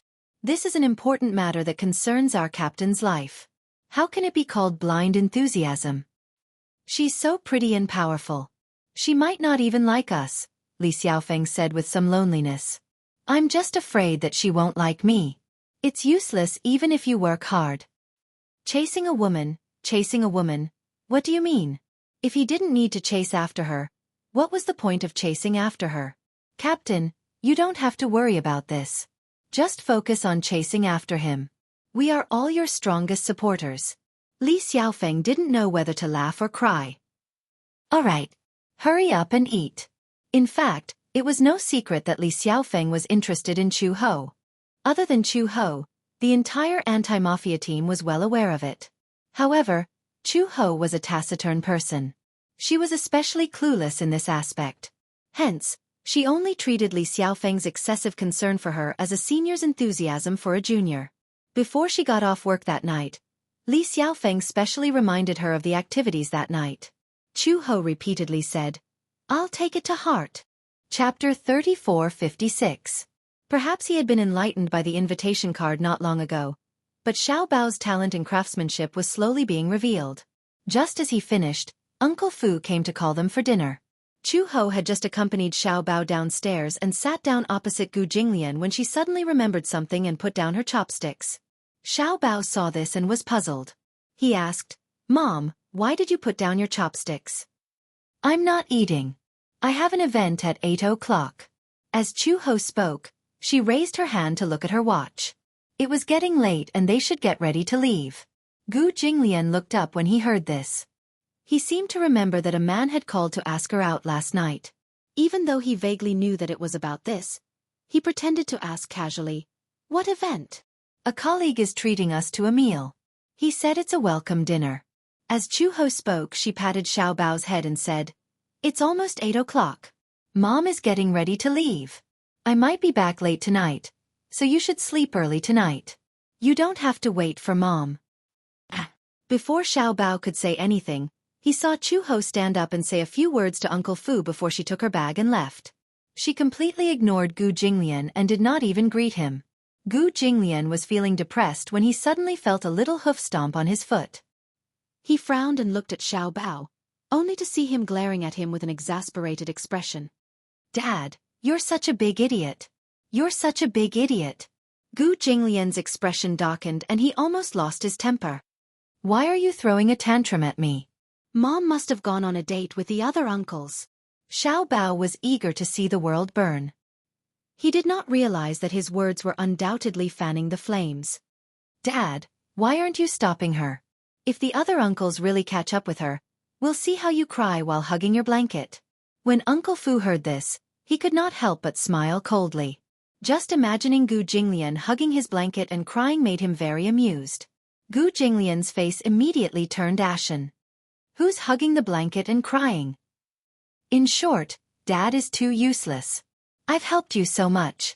If you still can't get your mother, you'll be even stupider than a big black pig. Gu Jinglian. He clenched his fists so tightly that his knuckles cracked. What to do? She really wanted to punch him. Stinky brat. Uncle Fu quickly tried to smooth things over. "Xiao Bao, don't worry about it. Let me tell you some good news, okay?" When Xiao Bao heard this, he couldn't lift his spirits. He was only worried about his mother running away with another man, so he wasn't interested in the good news that Uncle Fu mentioned. "What? You don't want to hear it? I'm sure you'll be happy to hear that." Xiao Bao had lost his appetite. He held his little head and muttered listlessly, "Is there anything happier than Dad and Mom getting married?" "Yeah, your dad and Mom are going to get their marriage certificate tomorrow." Ha! Xiao Bao didn't understand what he meant. Get their marriage certificate? What certificate? As if he understood his confusion, Uncle Fu knocked his little head. "Of course they're getting married, you little fool." Married. Just as he said the word, Xiao Bao suddenly reacted. His eyes widened as if there were countless little stars twinkling in them. "What? Really? Married? Dad and Mom are really getting married?" "Yeah, tomorrow."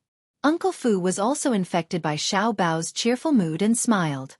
Xiao Bao was so happy that he instantly jumped 3 feet high and almost fell off the stool. Chapter 3457. Uncle Fu was worried that he would fall, but the next second, he saw him jumping up and down happily on the spot. Then, he threw himself into Gu Jinglian's arms, hugged his neck, and kissed him. "Daddy is awesome." Gu Jinglian's face darkened. He had just been scolded by this guy as a big stupid pig, and now he was jumping up and down with him in his arms. This kid's face was really like the weather in June, changing so quickly. He was disgusted. "Daddy, is this true? It's not a lie." Xiao Bao still didn't believe him and asked again. "Yeah." Xiao Bao was ecstatic when he heard this. He held his father's face and pouted, wanting to kiss him again. Gu Jinglian pushed him away in disdain. "Be good and eat." Xiao Bao immediately stood at attention and saluted. "Yes, sir." He immediately climbed onto the table, held the bowl, and obediently ate the rice. Xiao Bao's mood was instantly lifted. Regarding Gu Jinglian's words, he naturally treated them like an imperial edict. Gu Jinglian watched him eat obediently, and the dark clouds on his face slowly dissipated. When Chu Ho arrived at the barbecue restaurant, Li Xiaofeng and a few colleagues were already there. The group of people had booked 2 big round tables, and it was very lively. Seeing that she had arrived, everyone was excited. Just as she sat down, a few colleagues said, "Chu-ho, you're late. Shouldn't you drink as a punishment?" Okay, I'll drink as a punishment." Chu-ho came quickly and was not shy. He. The group of people covered their mouths and snickered. The plan was like this. They would work together to get Chu-ho drunk. Then, their dear captain would have a reason to save the damsel in distress and drink for Chu-ho. When it was over, he would have a chance to send Chu-ho home with the excuse of escorting the damsel in distress. In the middle of the night, a single man and a single woman, coupled with alcohol, was simply firewood paired with fire. Chu-ho happily downed a glass of beer. Everyone cheered, and the scene became even more lively. Chu-ho, ignore them. Don't be fooled by how serious they look when they're working. In private, they're all crazy. Chu-ho smiled and said, "Yeah, I can tell that she's very cheerful. Captain, let's make a move first. Cheers to Chu-ho." A few people filled their glasses with beer and toasted Chu-ho again. Chu-ho did not refuse and downed another glass. His straightforward action stunned everyone. Wasn't this drinking too satisfying? So heroic. They were a little stunned. He drank a few glasses of wine to warm up the mood. Under the influence of alcohol, the group of people spoke with fervor and assurance in their rough voices. Chu-ho, on the other hand, did not speak much. She was more taciturn. Even though she had drunk a few glasses of wine, she did not have much enthusiasm. "Sigh. Just thinking about it makes me angry." One of the colleagues suddenly complained, "I met with a troublesome matter today." "Tell me about it. Look, we, the anti-mafia team, are usually not well liked by the public. In our line of work, we risk our lives, and I have no complaints. But today, we met a few people from the narcotics squad. Guess what they said? They said, 'Your anti-mafia team is just a freeloader. So many people are just decorations.' When I heard that, I almost got into a fight with them. The anti-mafia team's police officers were all hot-blooded men. When they heard that, they could not take it anymore." Why did they say that? "We usually risk our lives when we carry out missions." What did they mean by that? Just because they're so great in the narcotics squad, we're just a freeloader? Chapter 3458. The colleague downed another glass of beer, obviously furious. They said that no matter how capable you are, can you bring down the Gu family? What's the use of sweeping those small fries? If you have the ability, arrest Gu Jinglian. Chu-ho's back suddenly froze. She looked up at the colleague, only to see his face flushed red. He looked angry as if he was enduring a great humiliation. What do I think after hearing that? Tell me, the Gu family? Is that something we can touch? Even if we want to, the higher-ups won't agree. This Gu family has a powerful background. The group of people felt unhappy when they mentioned this matter. The Gu family had been entrenched in Beijing for decades and had great power. The anti-mafia team was unwilling to mention the name Gu Jinglian. In their eyes, Gu Jinglian was a powerful and awe-inspiring existence. As the anti-mafia team, their goal was to wipe out all mafia organizations. However, they had encountered such a huge family with a deep-rooted status. They did not dare to touch a small branch of the Gu family. Speaking of which, it was not that they did not dare to, but that they did not have the right. Every time they carried out a mission, it was the higher-ups who gave the order. They were only responsible for carrying it out. The Gu family was arrogant, and they could not do anything to them. Let's not talk about these depressing things.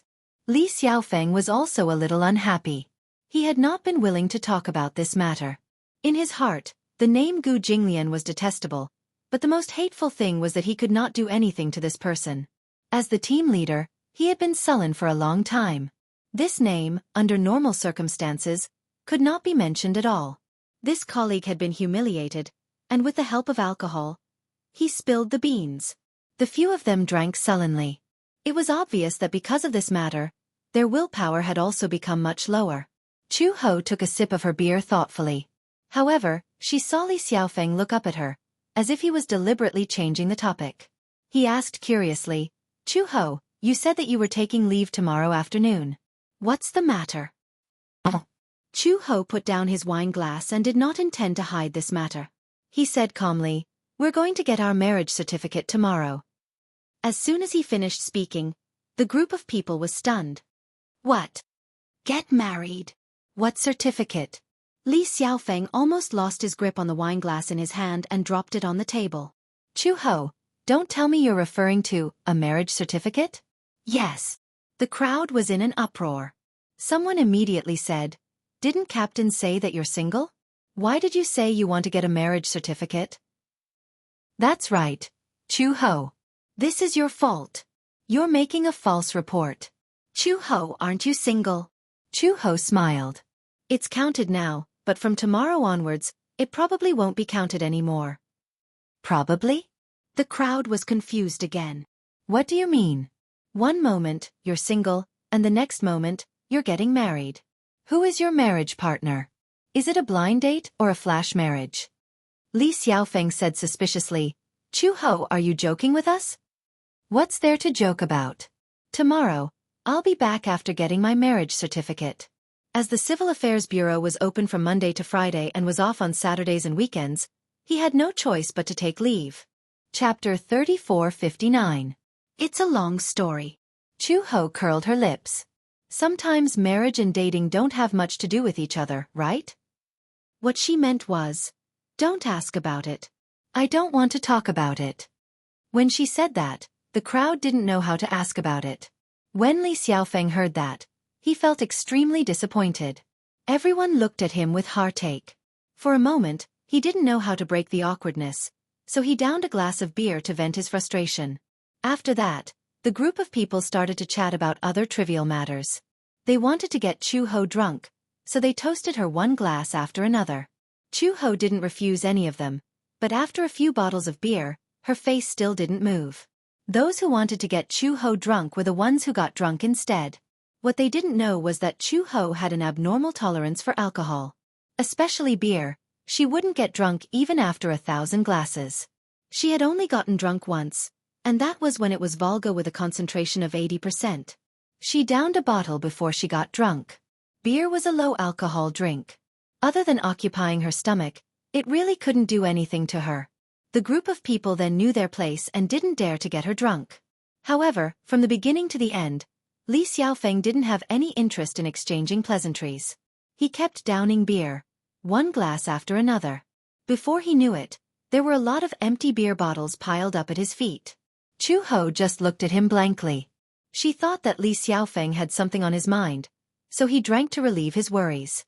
By the time the dinner ended, Li Xiaofeng was already very drunk. He was sprawled on the table, his face red, and his words were incoherent.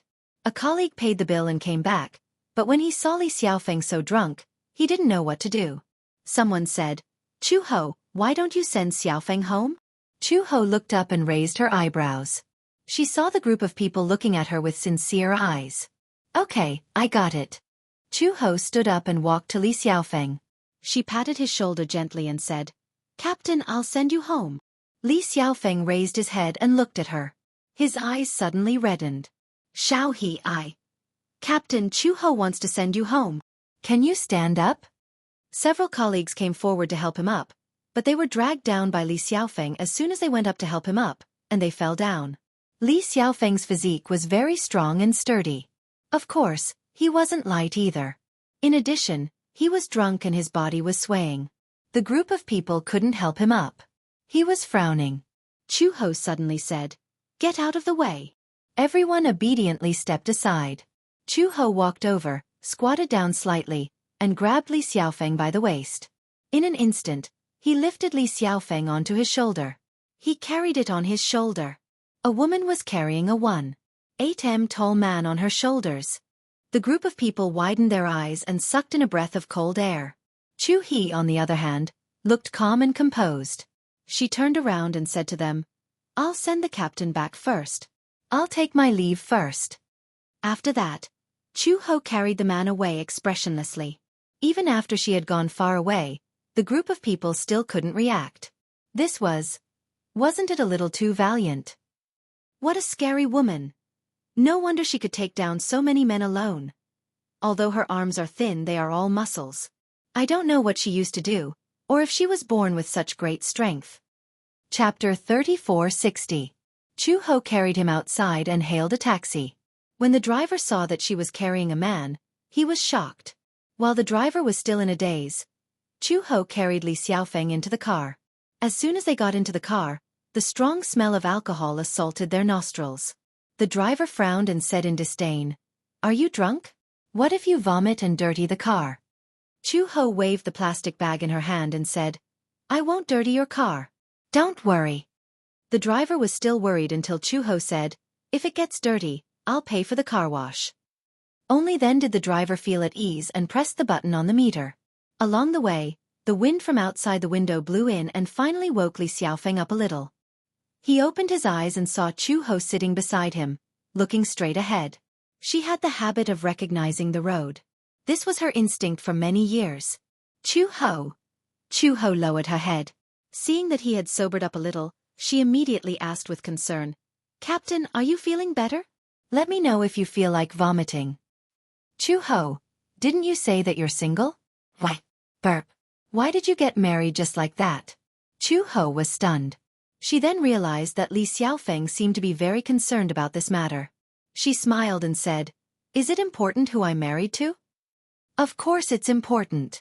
Li Xiaofeng opened his mouth, and another strong smell of alcohol wafted over. Chu-ho frowned and suddenly said suspiciously, "Captain, don't tell me that you like me." She was so straightforward that Li Xiaofeng was stunned for a moment. In his impression, women should be reserved. He didn't expect Chu-ho to be such a straightforward person. No matter what it was, she liked to say it out loud and didn't like to hide it. She was suspicious, so she just asked without any hesitation. Li Xiaofeng didn't know how to answer. Seeing his reaction, Chu-ho could basically confirm that this man liked her. "I'm curious as to why you like me. What's so strange about that?" With the help of alcohol, Li Xiaofeng mustered up his courage and spoke the truth. "The first time I saw you, I felt that you were a special girl. You're pretty, but you want to be an anti-mafia police officer. Most girls are very delicate, but you are brave and tenacious. She's the most special girl I've ever met." When Chu-ho heard this, he smiled. He narrowed his eyes helplessly and said playfully, "I'm already a mother. The term girl really doesn't suit me." "Mother." Li Xiaofeng blushed. "Didn't you say you were single?"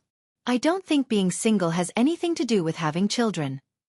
Chu-ho continued, "I have a child, and the person I'm about to marry is the child's father. I don't have any feelings for that man. I only married him because I want my child to grow up with a father." That was all she had in mind. Therefore, when Gu Jinglian proposed marriage, she did not think too much about it. Like Gu Jinglian, she also hoped that she could use this method to give Xiaobao the greatest sense of security. So she had a child. Li Xiaofeng was suddenly disappointed. In his eyes, a woman who got pregnant before marriage seemed. She always gave people the feeling that she didn't love herself. She seemed to have read his mind and saw the disappointment in his eyes. She smiled mockingly. Chapter 3461. "So, how much of your liking him is real?" "Liking him at first sight, I don't really understand this kind of feeling." Chu-ho suddenly turned to him and asked, "Do you know me? Do you know what kind of person I am and what kind of past I have?" "Do you like that man?" Chu-ho shook her head. "I don't like him." Li Xiaofeng was a little confused. "Then why did you marry him?" "You said it's for the child. Wouldn't it be too unfair for you to marry a man you don't like for the sake of the child? Is it worth it?" "Unfair," Chu-ho said bluntly. "I gave birth to the child, so I have to bear the responsibility. Everyone has someone they cherish in their heart. For that person, even if it's a mountain of knives or a sea of fire, I have no regrets." Li Xiaofeng, however, was firm in his stance. He didn't know what he was thinking either. He only said, "A marriage without feelings will not lead to happiness." Without feelings, feelings can be cultivated. Chu-ho paused for a moment and said, "But there's no second chance for a child's childhood." "There's no second chance in life either." Li Xiaofeng maintained his stance. A marriage built on sacrificing one's own happiness is not good for the child. Chu-ho suddenly stopped talking. She just turned her head and squinted her eyes to look at him calmly. After a long time, she suddenly asked, "Don't you have someone you want to protect with everything you have?" Li Xiaofeng was stunned and couldn't reply for a long time. "No. That's a pity." Chu Ho said so and didn't say anything else. People who walked different paths could not make plans together. Li Xiaofeng was different from her. Xiao Bao was her most important family member. Li Xiaofeng lived in the peaceful era. He might have grown up without worrying about food or clothing, successfully completed his university studies, and then graduated with a stable job. But she was different. She was born in a war-torn country. Starvation, war, homeless, and homeless. She was practically fleeing to a foreign country. In order to survive, she struggled at death's door. Just to stay alive, she had exhausted almost all of her strength. Not to mention living with dignity. He used to be a mercenary and later joined the Interpol. Any child from a normal family would not be willing to serve in a mercenary group for so long. All of this was for survival. And Xiao Bao was the family that God had bestowed upon her after she had survived a calamity. She had no choice, but she was grateful that Xiao Bao had chosen her and become her child. When he was young without a father, Xiao Bao was ostracized and humiliated by many children his age. She knew all of this, but she couldn't get involved with the children. She could only protect Xiao Bao as much as she could. Now, Xiao Bao had a father and acknowledged him as his father. In the beginning, it wasn't that she didn't reject Gu Jinglian, but the result of her rejection was that it made Xiao Bao sad. She did not want him to be sad. Moreover, there was nothing wrong with marrying Gu Jinglian. Marriage didn't mean that they had to treat each other with respect like other couples. They could still live their own lives. When needed, they just had to play their roles well. She didn't know if she was doing the right thing, but this was what Xiao Bao wanted. To her, it was the right thing to do. Chapter 3462. Li Xiaofeng didn't say anything after hearing that. He just lowered his head awkwardly, not knowing what to think. The two of them didn't talk during the whole journey. When they arrived at Li Xiaofeng's apartment, the chauffeur said, "We're here." Chu Ho said, "Don't settle the bill yet." Li Xiaofeng saw that they were already at the door.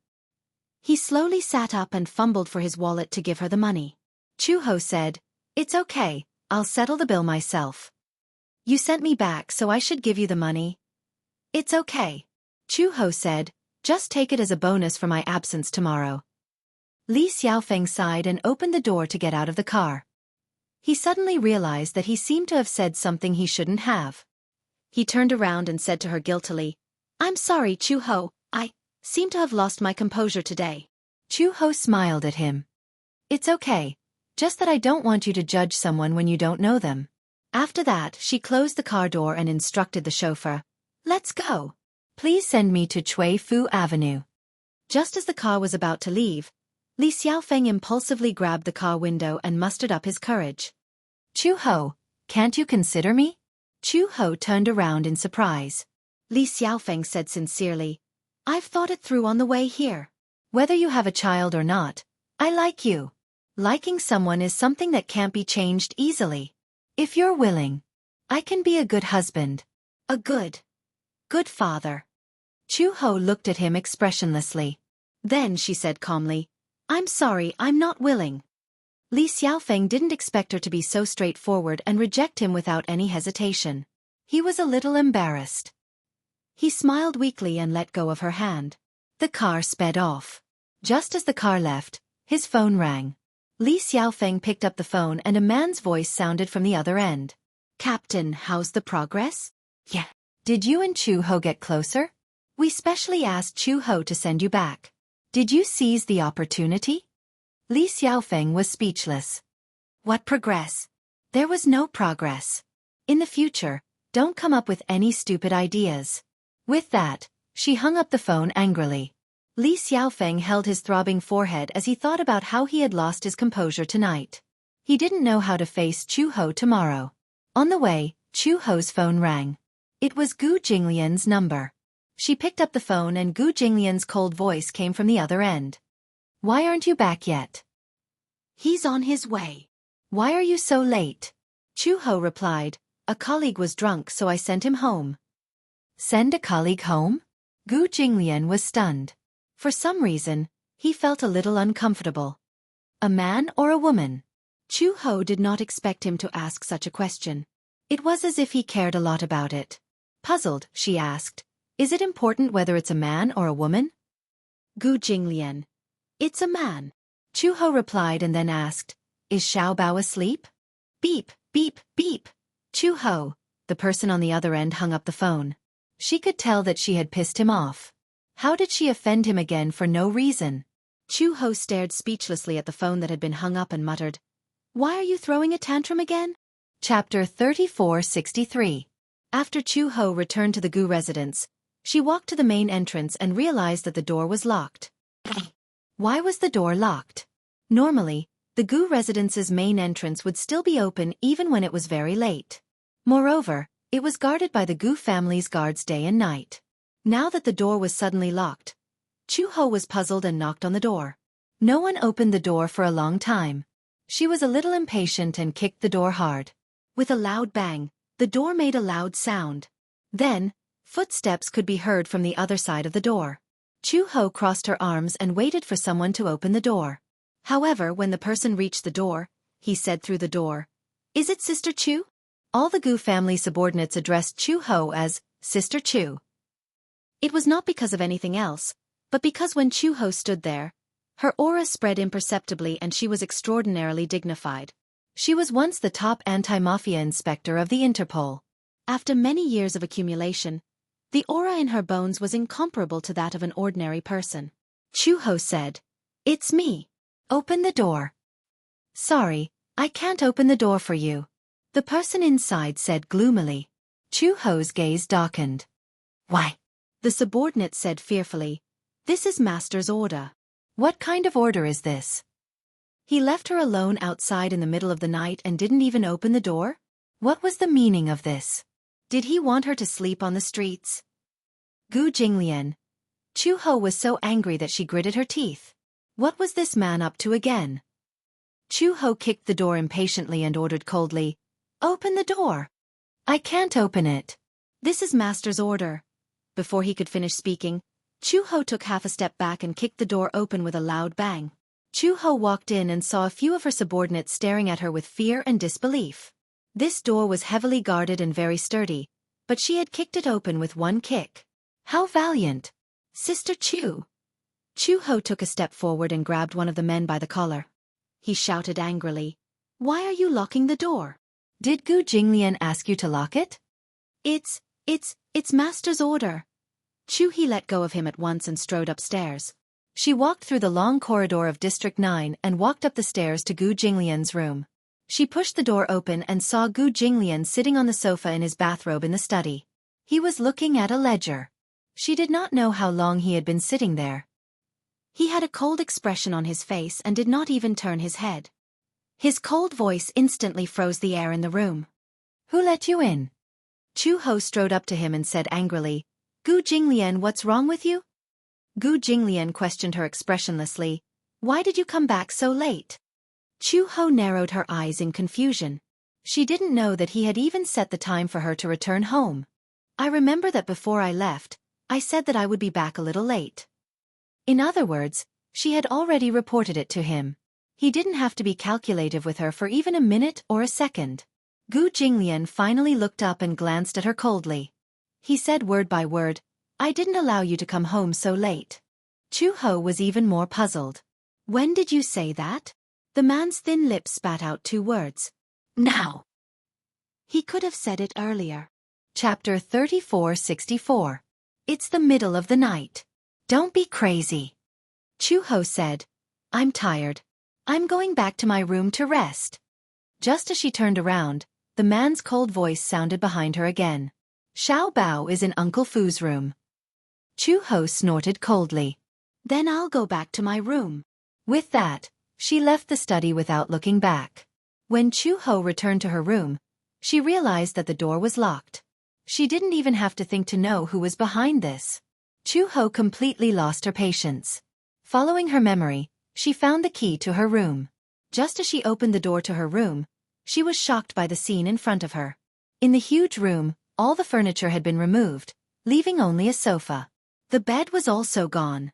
She had only gone to the gathering for dinner, but the room had been emptied. Uncle Fu woke up in the middle of the night and happened to pass by. He saw Chu-ho standing in the room, staring blankly at the empty furnishings. "Chu-ho, you're back?" Chu-ho turned around and looked at Uncle Fu. She said indignantly, "Uncle Fu, can you explain what's going on? Where's my bed?" Uncle Fu came in to take a look and immediately explained, "Your clothes and bed have been moved to the master bedroom." Master bedroom. Chu-ho widened her eyes. "Isn't that Gu Jinglian's room?" "Yeah." Xiao Bao said that since you and old master are getting married, then the room will have to be moved too. Xiao Bao. Chu-ho gritted her teeth angrily. This rascal actually dared to play this game with her. Forget it. At most, she would sleep on the sofa tonight and think of another way tomorrow. When Chu-ho returned to the master bedroom, she saw that Gu Jinglian was still sitting on the sofa. She walked over and questioned, "Were you the one who told Xiao Bao that we were getting married?" Gu Jinglian suddenly stood up and walked in front of her. He sniffed her gently, and a cold glint appeared in his eyes. "You smell like someone else." His face was full of disgust. Gu Jinglian had a serious obsession with cleanliness. He was so obsessed with cleanliness that he could clearly distinguish the smell of everyone. Chu-ho frowned. He raised his arm and sniffed, but he couldn't smell anything. Just because she couldn't smell it didn't mean that Gu Jinglian couldn't. For a woman as slow-witted as her, she was so slow-witted that Li Xiaofeng, in order to give her a perfect impression, had dressed up meticulously before leaving the house. He had even sprayed some men's cologne, but she did not notice it. Gu Jinglian could naturally tell that the fragrance on her body came from men's cologne. How close did she have to be to get that damn smell? "Who were you with tonight?" he asked again. Chu-ho frowned and said impatiently, "Why are you so strict about who I'm with?" Gu Jinglian was extremely displeased with her tough attitude and forced her into a corner. "Speak." The biting cold aura on his body quickly filled the air, pressing down on them. Chu-ho took a deep breath and said calmly, "The leader of the anti-mafia team." "Did you hug each other?" "No." "Where did he touch you?" Chu-ho felt like she was being interrogated like a prisoner. She looked up and said impatiently, "He was drunk and couldn't stand up. I carried him to the car." "Carried?" Gu Jinglian's face darkened when he heard this. "Go take a shower and throw your clothes away. Wash up before you go to bed." Chapter 3465. Chu-ho clenched her fists and shouted angrily at his back, "Don't worry, I'll sleep on the sofa tonight. I won't dirty your bed." Gu Jinglian's back paused, but he did not stop walking. "Up to you." With that, the bedroom door slammed shut with a bang. Domineering. Custom-made. Chu-ho cussed in her heart. She took her pajamas from the wardrobe and went into the bathroom. Of course, she couldn't bear to throw her clothes away. She didn't have a lot of clothes. Including her pajamas and work uniform, she only had a total of 5 sets of clothes. There was still a long time before her salary was due, so she didn't have the money to buy clothes. Hence, she threw her clothes into the laundry basket and took a quick shower. She applied some shower gel and was done with it. Chu-ho wasn't as obsessed with cleanliness as Gu Jinglian. Hence, she changed into her pajamas and walked out of the bathroom after her shower. She looked at the bedroom door and saw that it was tightly shut. She couldn't be bothered to find out if he was asleep and lay down on the sofa. Her cell phone in her bag rang. It seemed like there was a message. She took out her cell phone and saw that it was a message from Li Xiaofeng. "Chu-ho, I'm sorry. I had too much to drink today, so I lost my composure. I said a lot of things that I shouldn't have. But I still think that you won't be happy if you marry a man who doesn't have any feelings for you. Stay with me. I'll definitely give you happiness. It doesn't matter if you have a child. I won't care about your past. I can be a good husband and a good father. I just hope that you'll give me a chance. Chu-ho, can't you consider me? I'm serious. All these years, I've never had feelings for any other girl. You gave me a very special feeling the first time I saw you. You're brave and tenacious, but my heart aches for you. Girls are born to be loved by men. You don't have to be so strong. I'll protect you. Are you willing?" This man was really haunting her. Chu-ho frowned and was about to reply, "Sorry, but I'm not willing." However, as soon as she typed the word hug, she felt sleepy and couldn't open her eyes anymore. She actually fell asleep with her phone in her hand. Just as he fell asleep, his hand loosened, and the phone fell to the ground. The screen slowly turned off. Early in the morning, the first ray of sunlight shone in. Gu Jinglian's biological clock was very punctual. When the sunlight fell on his body, he woke up. When he turned around, he found that the bedside was empty. This woman really didn't sleep in the room. He was already very angry when he woke up, and when he thought about how this woman would rather sleep on the sofa than in the room, his anger rose to the maximum. Gu Jinglian got out of bed, opened the door, and walked out. He saw Chu Ho sprawled on the sofa with his long legs propped on the armrest and his other arm resting on his head. Most of the quilt had slid to the ground. Out of the corner of his eye, he suddenly saw the phone that had fallen on the ground. He walked over and picked it up. Because of his touch, the screen automatically lit up. There were more than 10 unread messages on it. He swiped the screen. The phone did not have a password lock, and the first thing he saw was a text message. Chu Ho, are you asleep? Are you still not willing to give me this chance? Chu Ho, I really like you. Chu Ho, after I got home, I thought about it for a long time. My feelings for you will never change. Chapter 3466. He scrolled up and saw the various messages sent by Li Xiaofeng. How did she reply? His fingertips accidentally touched the dialog box, and a word popped up that he hadn't had the time to send. Hug. Hug. Hug who? Hug this man. Gu Jinglian was so angry that he clenched his phone tightly. Under his strong grip, there was a crack sound and the screen directly burst into snowflakes. There were a few cracks. The screen of the phone was crushed by his powerful grip. The sudden movement startled Chu Ho. She opened her eyes and felt that she was shrouded in a deep shadow. She blinked and her vision finally regained focus. However, she saw Gu Jinglian's tall figure standing coldly in front of her. He was like a god blocking all the sunlight outside the window. She sat up from the sofa. She was still sleepy and stared at him blankly. What are you? Before she could finish her sentence, she saw that he was holding her phone tightly in his hand. Chu Ho wanted to snatch her phone back, but Gu Jinglian casually threw the phone at her. Gu Jinglian, you. Explain. Gu Jinglian was a man of few words, but his face was ashen. His dark face was like a dark cloud hanging over his head. Chu Ho lowered her head to look at the phone screen, but the corner of her eyes suddenly twitched fiercely. Why did the screen crack?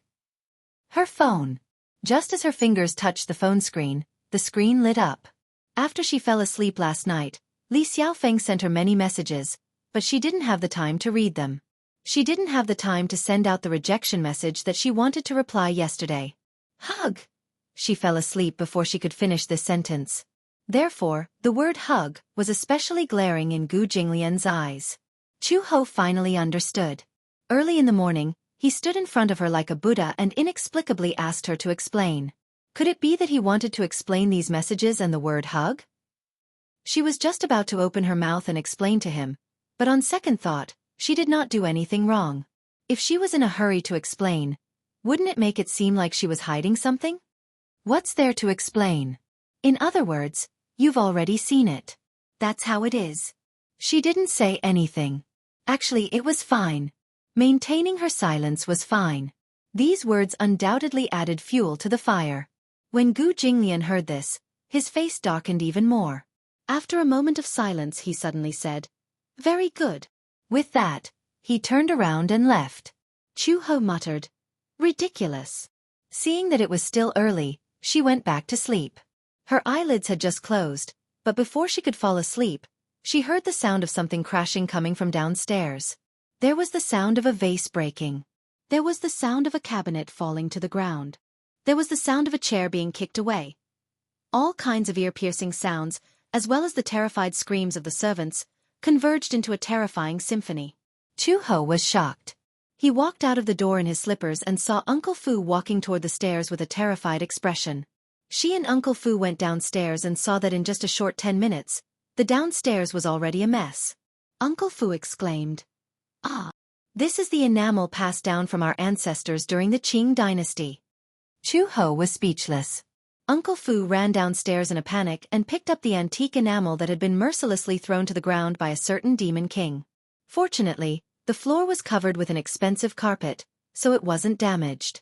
He shed tears of relief and gratitude. It's good that it's not damaged. Chapter 3467. Chu-Ho stared dumbfounded at Uncle Fu's distressed expression as he hugged the enamel. The corners of his lips twitched violently. He didn't seem surprised that Gu Jinglian had smashed things. Instead, he was more distressed about the priceless antiques that had been smashed to the ground. Did this mean that Gu Jinglian's smashing of things was already normal? Not far away, there was another clattering sound. Uncle Fu anxiously instructed the servants, "What are you all still standing there for? All of you are just standing there like idiots. Hurry up and catch it." Yes. A group of servants ran towards the living room in a panic. Catch it? Catch what?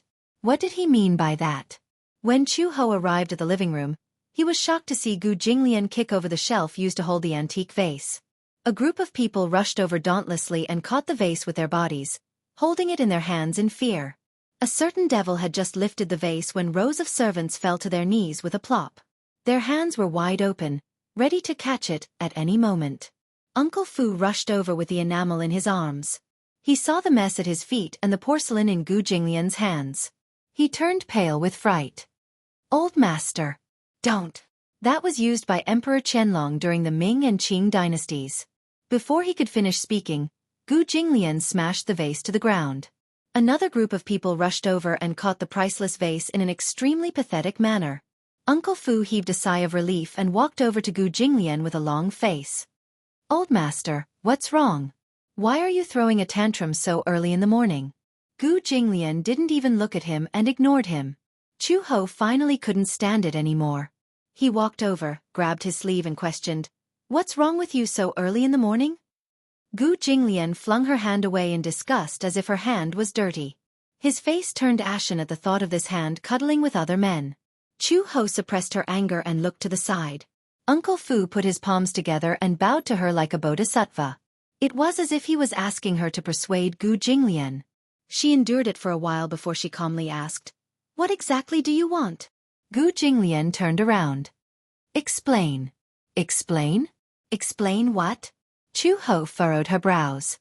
She finally realized that the text messages on her phone had probably angered this man. "Didn't I tell you? There's nothing to explain." After a pause, she saw that Gu Jinglian's face had darkened even more.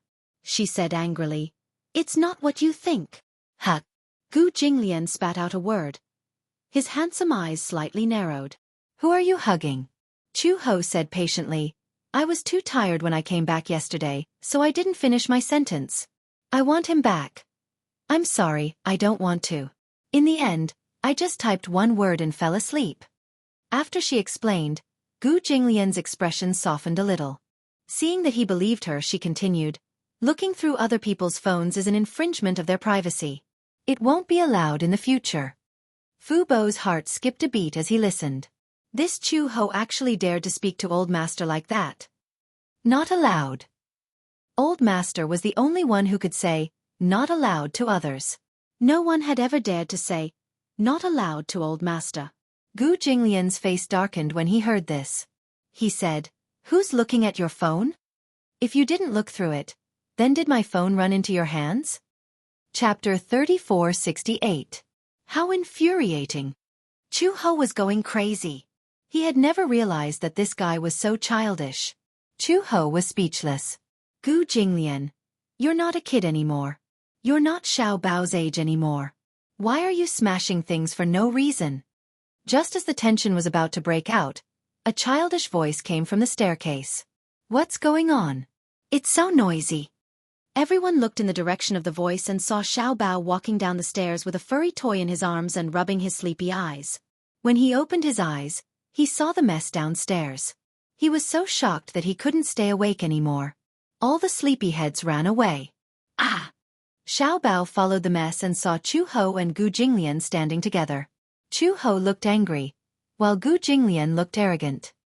He didn't know what was going on and asked fearfully, "What's going on?" Uncle Fu rolled his eyes and immediately said, "It's nothing. Your parents are just playing around." Playing around? Xiao Bao was a little confused. What are they playing? Chu-Ho looked at Uncle Fu speechlessly, waiting to see how he would smooth things over. Uncle Fu's mind flashed and he immediately said, "Oh, They're playing hide and seek. Hide and seek? Xiao Bao's eyes lit up and he immediately cheered. Xiao Bao wants to play hide and seek too. As he said this, he skipped over to Uncle Fu in his slippers and tugged at the corner of his shirt. Let Xiao Bao play with us. Hide and seek. Hide and seek. Chu Ho was speechless. Uncle Fu was speechless. Gu Jinglian suddenly said, Change your clothes. Chu He looked at him in bewilderment. What do you mean? Go to the Civil Affairs Bureau to get your marriage certificate. Gu Jinglian was a man of few words. With just a few words, he expressed his main idea without any hesitation. Chu Ho was stunned when he heard this. By the time he regained his senses, Gu Jinglian was already heading upstairs. She chased after him and asked in confusion, Now? Gu Jinglian said coldly, Now. Didn't you say in the afternoon? She had applied for the afternoon leave, but this man had inexplicably chosen to go in the morning. He was simply doing as he pleased. He didn't care about other people's work at all. Gu Jinglian ignored her. Uncle Fu walked up to her and said, Go to the Civil Affairs Bureau in the morning. There will be fewer people. Chu Ho turned around speechlessly and looked at him. After a moment of silence, he suddenly said, Is he always so willful?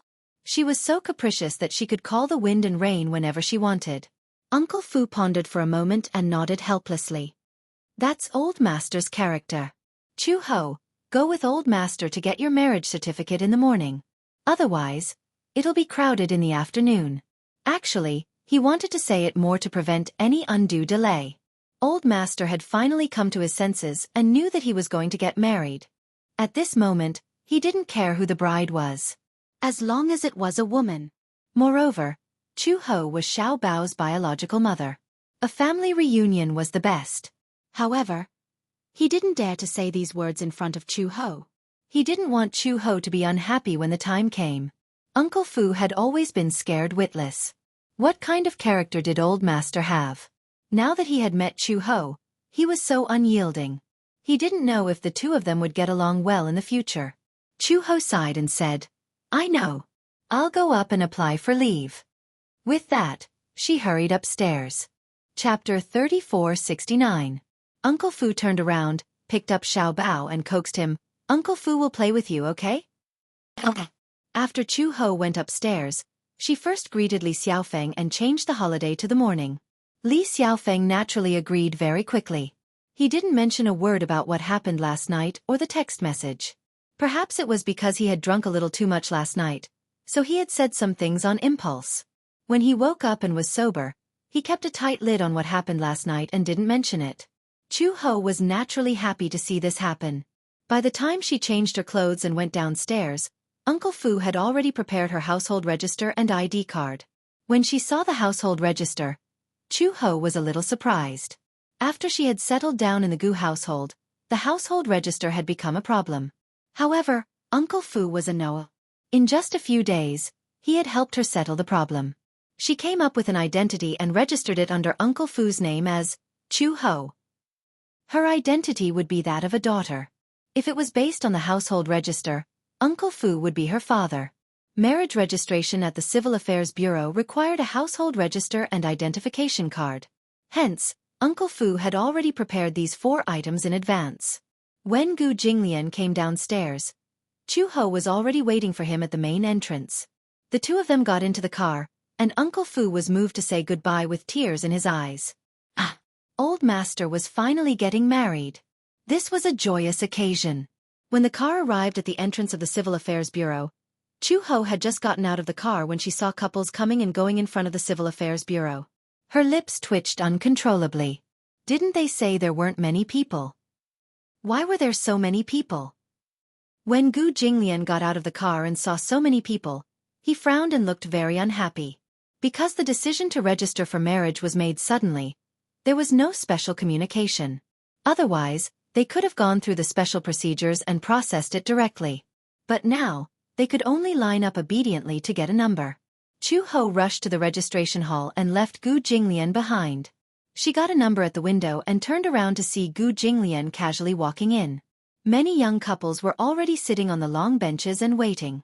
Chu Ho noticed that many of the couples were wearing white shirts. For a moment, She was a little confused. She then looked at herself. She was wearing an old casual shirt, a pair of trousers, and a pair of ordinary sneakers, which seemed out of place. The moment Gu Jinglian walked into the hall, his innate domineering aura instantly filled the air in every corner. Everyone looked at him and they were shocked by Gu's handsome looks. Is he a celebrity? Impossible, I've never heard of him. But he's so handsome. Did you notice? Why does he look a little like Gu Xingzi? What is this man here for? Don't tell me. Oh, why do all the handsome men in the world belong to someone? I'm really curious who he's getting married to. Immediately after, the crowd saw this godlike perfect man walk in front of a woman who was dressed in rags. Everyone was silent. Why was it this poor-looking woman? It wouldn't be too shabby to call it ragged. It was just that her clothes were a little shabby. Chapter 3470. What about this woman? She was barefaced and dressed in a shabby casual shirt. Most importantly, she was even wearing sneakers. Sneakers. How tacky. She felt that she was standing next to this man. Chu Ho felt as if everyone was looking in her direction. There was disdain, and even hostility. Why were they all looking at her? Gu Jinglian asked expressionlessly, "How long do we have to wait?" "I don't know." Chu Ho glanced at the number plate and then at the window. She realized that the number plate on the window said number 28, and the number she was holding was 65. We'll probably have to wait another hour. How troublesome. Gu Jinglian walked to an empty seat. Chu Ho also walked over and sat down beside him. Before she could sit down properly, the scrutinizing gazes from all directions became more obvious. For a moment, it felt like a sharp thorn in her back. Look at that woman. She's so poor. Why are the women that handsome men marry always so? It's hard to explain. Actually, this woman is quite pretty. It's just that her dressing is a little unsightly. Don't tell me that pair of sneakers was bought from a roadside stall? I saw that the man was wearing a Patek Philippe watch. I heard that it costs a few million each. It's my first time seeing a real watch. The watch on Gu Jinglian's wrist immediately attracted everyone's attention. Patek Philippe. It can't be a fake, right? It can't be a fake. It's very exquisite. Moreover, this man has a very good temperament. He's either rich or respectable. One look and you can tell that he's a rich man. Then how can he marry this woman? Even if he's poor, he should dress up a little when he comes to get a marriage certificate. He should at least wear a white shirt. Although the discussions were kept very low, they still reached Gu Jinglian and Chu Ho's ears very clearly. Gu Jinglian looked in the direction of the sound and narrowed his eyes dangerously. Those who were secretly discussing immediately turned their heads away in cold sweat, not daring to take another look. The world seemed to have finally quieted down. Gu Jinglian looked back again and sized up Chu Ho's clothes coldly. His handsome brows furrowed slightly. Why are you wearing these clothes? Chu Ho was speechless. I just wear a few clothes. Why didn't you buy clothes? Gu Jinglian said a little unhappily. I remember that Uncle Fu sends money to your account every month. That's your money, why should I use it? Chu, he said coldly. I have my own hands and feet. I can earn money to buy clothes. Why did she want to use his money to buy clothes? Gu Jinglian. This woman was so poor that she only had her backbone left. He suddenly stood up and said to her, Get up. Chu, he stared at him blankly. What? To buy clothes to buy. With that, he walked towards the door. His tone and tone were especially in line with his autocratic style. He did not seem to have asked for her opinion. Chu, he was flustered. Hey! I don't need to buy any special clothes, right? It's just a marriage certificate. Seeing that Gu Jinglian was walking further and further away, she had no choice but to stand up reluctantly and chase after him. Behind her, a group of people looked at each other, not understanding the situation. What was going on? How could there be a woman who didn't like to shop, dress up, or buy clothes? From the man's tone, he would send money to the woman regularly every month. Could it be? She's not a kept woman, right? Why would a kept woman come here to get a marriage certificate? Chapter 3471. The Civil Affairs Bureau was next to the bustling city center. Gu Jinglian was walking far ahead. Chu Ho finally caught up with him and said unhappily, Gu Jinglian, what are you trying to do? Why was he always changing his mind? Buying clothes. What clothes are you buying? Chu Ho said. Is my outfit not good enough? Moreover, we're here to register our marriage today. We can leave after registering. Is there a need to go through so much trouble? The main thing was that there wasn't enough time. She calculated the time. It was 9:30 in the morning. If she came back after shopping at the mall, the Civil Affairs Bureau would be closed and she would have to wait until the afternoon to register her marriage. Going back and forth would waste a lot of time. Gu Jinglian said unhappily, "How are you going to take photos in this outfit?" He was a typical bachelor. He was a perfectionist who couldn't tolerate even the slightest flaw. At first, he thought that registering their marriage would only require a certificate. However, he found out that they still needed to take photos. There were so many couples who came dressed up beautifully, but she was dressed so casually. He even wore a suit. How could he tolerate her dressing so crudely and taking photos with him? How was her outfit an eyesore to him? Was there a problem? Chu Ho's lips twitched violently. I couldn't tell that you even wanted to register your marriage perfectly. Gu Jinglian ignored her. He walked into a department store on his own. Chu He followed behind him with a frustrated look on her face.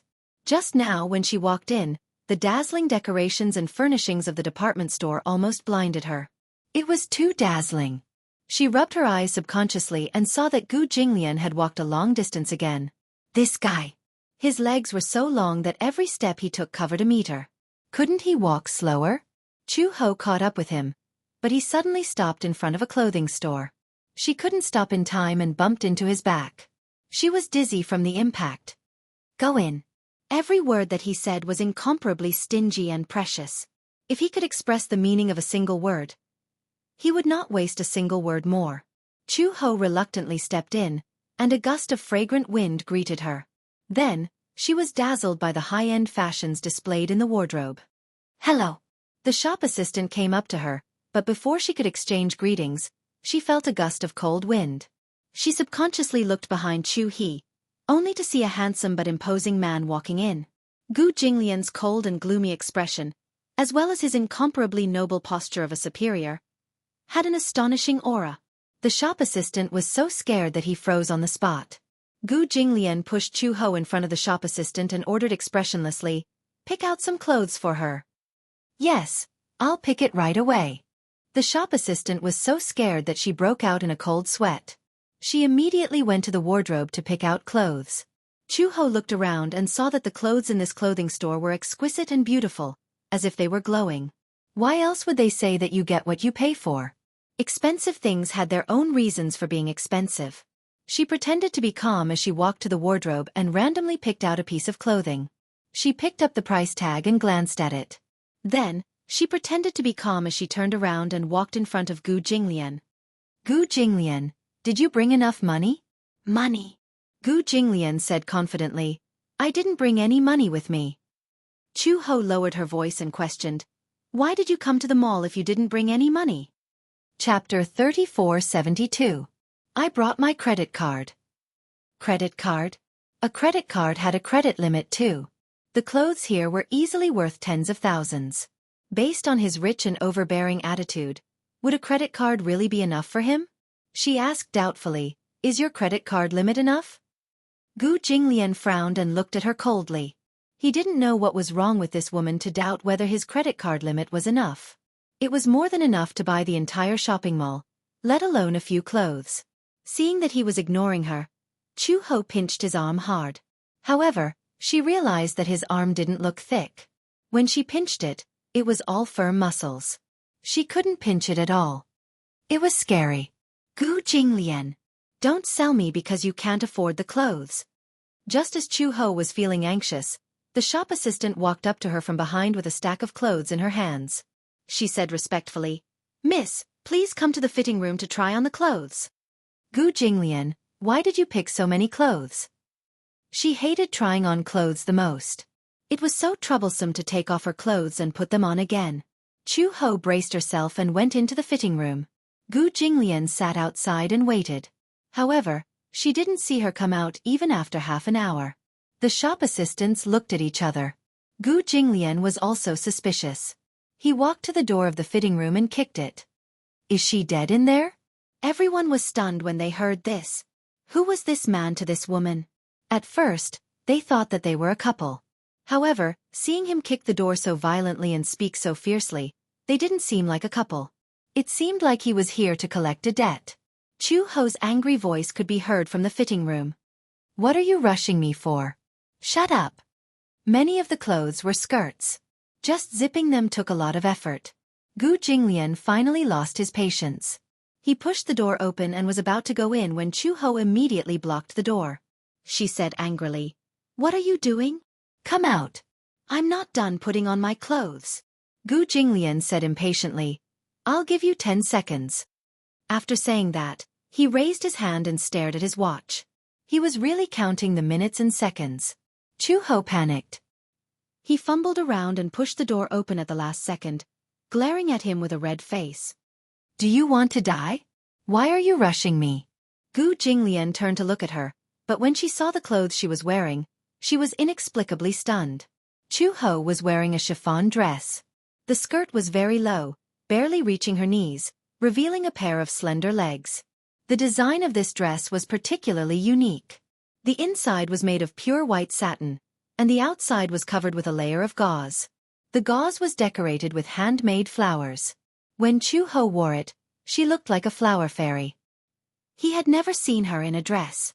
In the past, when she was still Red Lotus, she always wore black clothes and pants. Her hair was tied up high, giving people a very neutral feeling. Even after giving birth to Xiao Bao, her temperament didn't change much. When it came to dressing, she was still careless and perfunctory. She didn't like things that were too complicated. Hence, casual shirts and jeans were almost her standard outfit. This was because it was very simple to wear.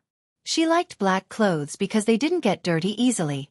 However, they didn't expect that when she dressed up meticulously, she wouldn't pale in comparison to those celebrities on TV. The shop assistants were deeply amazed. Chapter 3473. When Chu-He first walked into the shop, she was dressed plainly and inconspicuously. She was the kind of person who, when thrown into a crowd, would usually not turn back to take a second look even if she was pretty and dressed in dull clothes. However, she had not put on any makeup. She was just wearing a dress, but she was already stunning. "So beautiful!" the shop assistant exclaimed from the bottom of her heart. It was not a compliment. Chu-Ho tugged at the hem of her dress in embarrassment. When she saw Gu Jinglian's stunned gaze, she thought that she looked ugly in this dress. She said awkwardly, "Why is this dress so short?" Gu Jinglian reacted and asked unhappily, "Why were you in there for so long? Didn't you ask me to try on the clothes?" Chu-Ho said, "There are so many clothes. It must take some effort to try them on one by one." Gu Jinglian was speechless. It turned out that this stupid woman really thought that trying on clothes was just trying on the size of the clothes. Could it be that she tried on one piece and then immediately took it off and changed into another one? That was why she was in there for so long. The shop assistant respectfully asked for Gu Jinglian's opinion. "Sir, what do you think of this dress?" Gu Jinglian sized her up. Even Chu-Ho was waiting for his evaluation. "It's average." He abruptly uttered these two words, seeming to play it down. Average? Did average mean that it was barely pleasing to the eye? Chu-Ho said, "It's not suitable for me to wear a dress." "Why is it not suitable?" The shop assistant said encouragingly, "Miss, you look beautiful in a dress." Gu Jinglian said, "Pack it all up." "Pack it all up?" The shop assistant was speechless. "Sir, you mean these clothes?" Gu Jinglian did not have the patience to listen to their nonsense. He handed over a black gold card and said, "Stop talking nonsense. Pack it all up." What a rich and imposing man. This man must be very rich. After the shop assistant passed the black gold card to the store manager finished settling the account.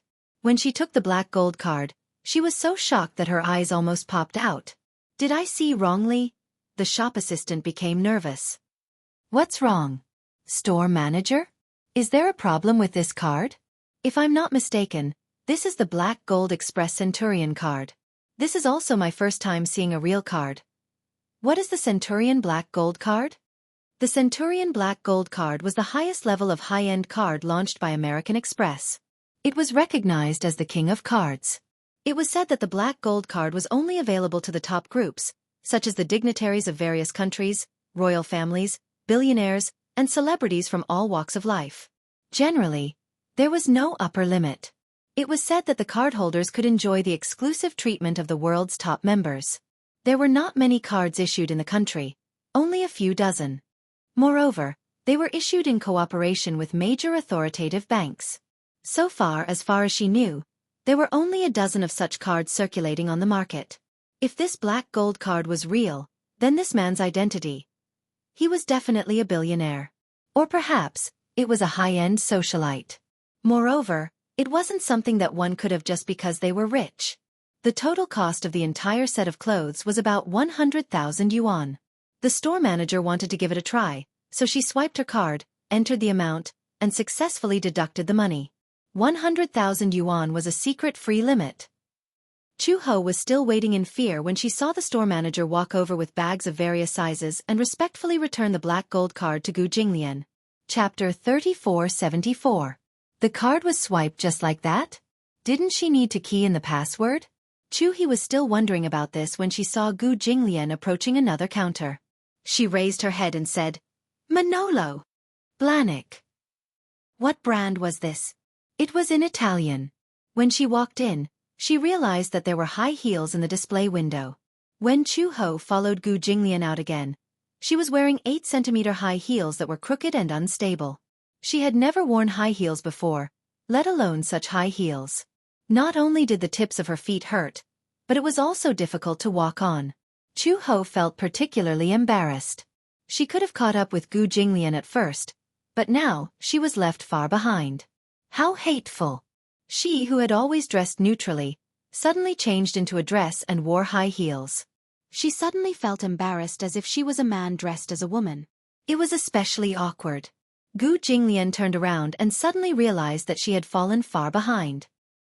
He frowned and saw a woman with disheveled hair and a crooked dress walking towards him like a little duck. Chu-ho finally caught up with him and said angrily, "Can you walk slower?" Gu Jinglian frowned and said coldly, "So slow." Chu-ho kicked off her high heels and threw her bags on the ground angrily. She crossed her arms and said, "Gu Jinglian, what do you want? Are you teasing me? Is it fun to see me dressed so strangely? You can do whatever you want. You're used to doing whatever you want. I don't have the patience to play along." Gu Jinglian was speechless. People around them came and went. When they saw this scene, they all looked at them curiously. They saw a tall, slender and handsome man standing face to face with a woman in a dress who looked rather pathetic. The two of them stared at each other as if they were confronting each other. The atmosphere was tense and ready to explode at any moment. Gu Jinglian sized up Chu-ho's ashen face. He narrowed his eyes and frowned coldly. Chu-ho originally thought that he was on the verge of exploding. However, she saw him slowly bend over and kneel on one knee in front of her. With one hand, he picked up the scattered high heels and gently opened his palm. His icy voice softened slightly. "Feet, stretch them out." He looked up at her. Chu-ho was a little surprised. "What? Feet?" he repeated. "Stretch it out." Gu Jinglian was known for his impatience and unpredictable temperament. To be precise, there was no sunny day on his face. If it wasn't dark clouds, then it was a violent storm. However, at this moment, he actually patiently repeated his words a second time.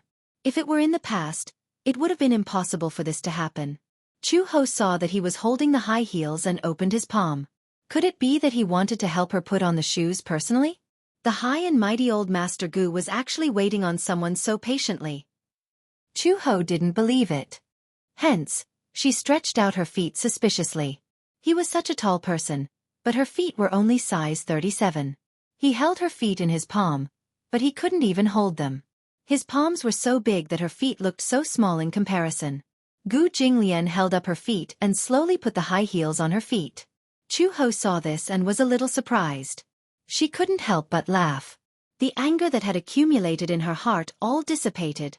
She couldn't help but say, "I didn't expect Gu Jinglian to know how to help people put on shoes." Haha. Chapter 3475. Gu Jinglian's face immediately turned green. He held his breath and suddenly took off the high heels that he had put on. He suddenly stood up and stared at her condescendingly. Put them on yourself. Chu-ho was speechless. She looked at her feet. The high heels that she had put on were taken off by him and thrown aside. Her feet stepped on the cold marble floor, and the smile on her face suddenly froze. Just now, she was secretly laughing in her heart. Gu Jinglian, who had always been arrogant, would lower himself to serve someone. She had only laughed, but the man's face immediately darkened. Wasn't that too ungentlemanly? You! Gu Jinglian turned around arrogantly and walked away. What he hated the most was being bossed around by others. Chu-ho was speechless and was too lazy to argue with him. At least, she had enjoyed his service once and was satisfied. Only then did she put on her high heels again, picked up her big and small bags, and chased after him. Originally, the two of them were about to leave. Gu Jinglian passed by the jewelry counter. The clerk smiled and said, "Sir, are you shopping with your girlfriend? Buy a ring for your girlfriend." Most of the clerks who could work at the counter of a department store were smart people. Just by looking at the customer's attire and temperament, they could judge the customer's purchasing power. Gu Jinglian was just passing by the counter, and the clerk's sharp eyes immediately saw the watch on his wrist. Patek Philippe. This was the king of Swiss watches. Patek Philippe was founded in 1839 and was the top of the top 10 watches in the world. He didn't get first place for nothing. The noble artistic realm and expensive production materials had shaped Patek Philippe's enduring brand value. The watch on Gu Jinglian's hand was a Patek Philippe super complicated function chronograph series, a 5002p platinum mechanical watch. It was made of 950p platinum, with sophisticated workmanship, and was worth 17 million. It had to be said that the clerk's eyes were very sharp. Gu Jinglian did not even turn his head, but the clerk continued to say enthusiastically, "Aren't you going to buy a ring for your girlfriend?" Behind him, Chu-ho also walked over. When he saw the dazzling diamond necklace and ring on the counter, he couldn't help but feel dazzled.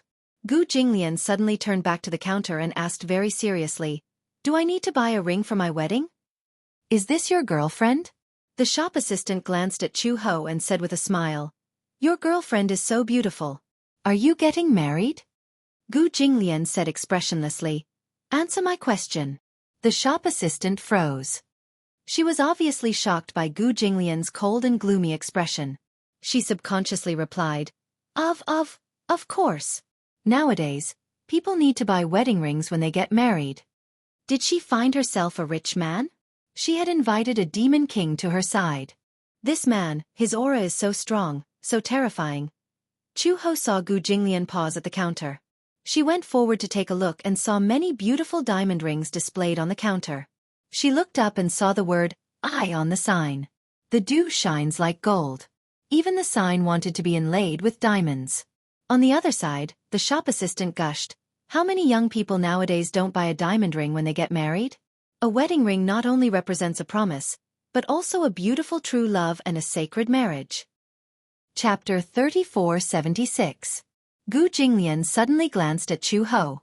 His gaze fell on her hand that was carrying bags of various sizes. Her ring finger was bald and did not look good. He did not know much about the process of getting married. After all, he had originally planned not to get married for the rest of his life, so he did not pay attention to the complicated details of marriage. However, since this woman was Gu Jinglian's wife, she had to have what others had. Since they had to buy a diamond ring for their wedding, she had to have one too. Gu Jinglian said, "Pick one." Chu-ho was so engrossed in staring at the diamond rings on the counter that she did not immediately realize what Gu Jinglian had said. Gu Jinglian turned his head and repeated, "Pick one." Chu-ho looked up and was a little surprised. "What?" The shop assistant kindly explained, "Your husband wants you to pick a ring. You're getting engaged, right? You can't not buy a wedding ring." Chu-ho pondered for a moment and suddenly said, "Do we have to buy a wedding ring for our wedding?"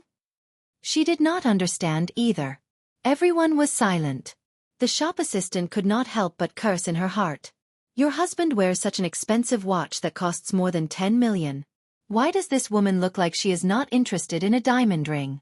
What kind of woman does not like diamonds? She must be a fake woman. Of course we have to buy a ring for our wedding.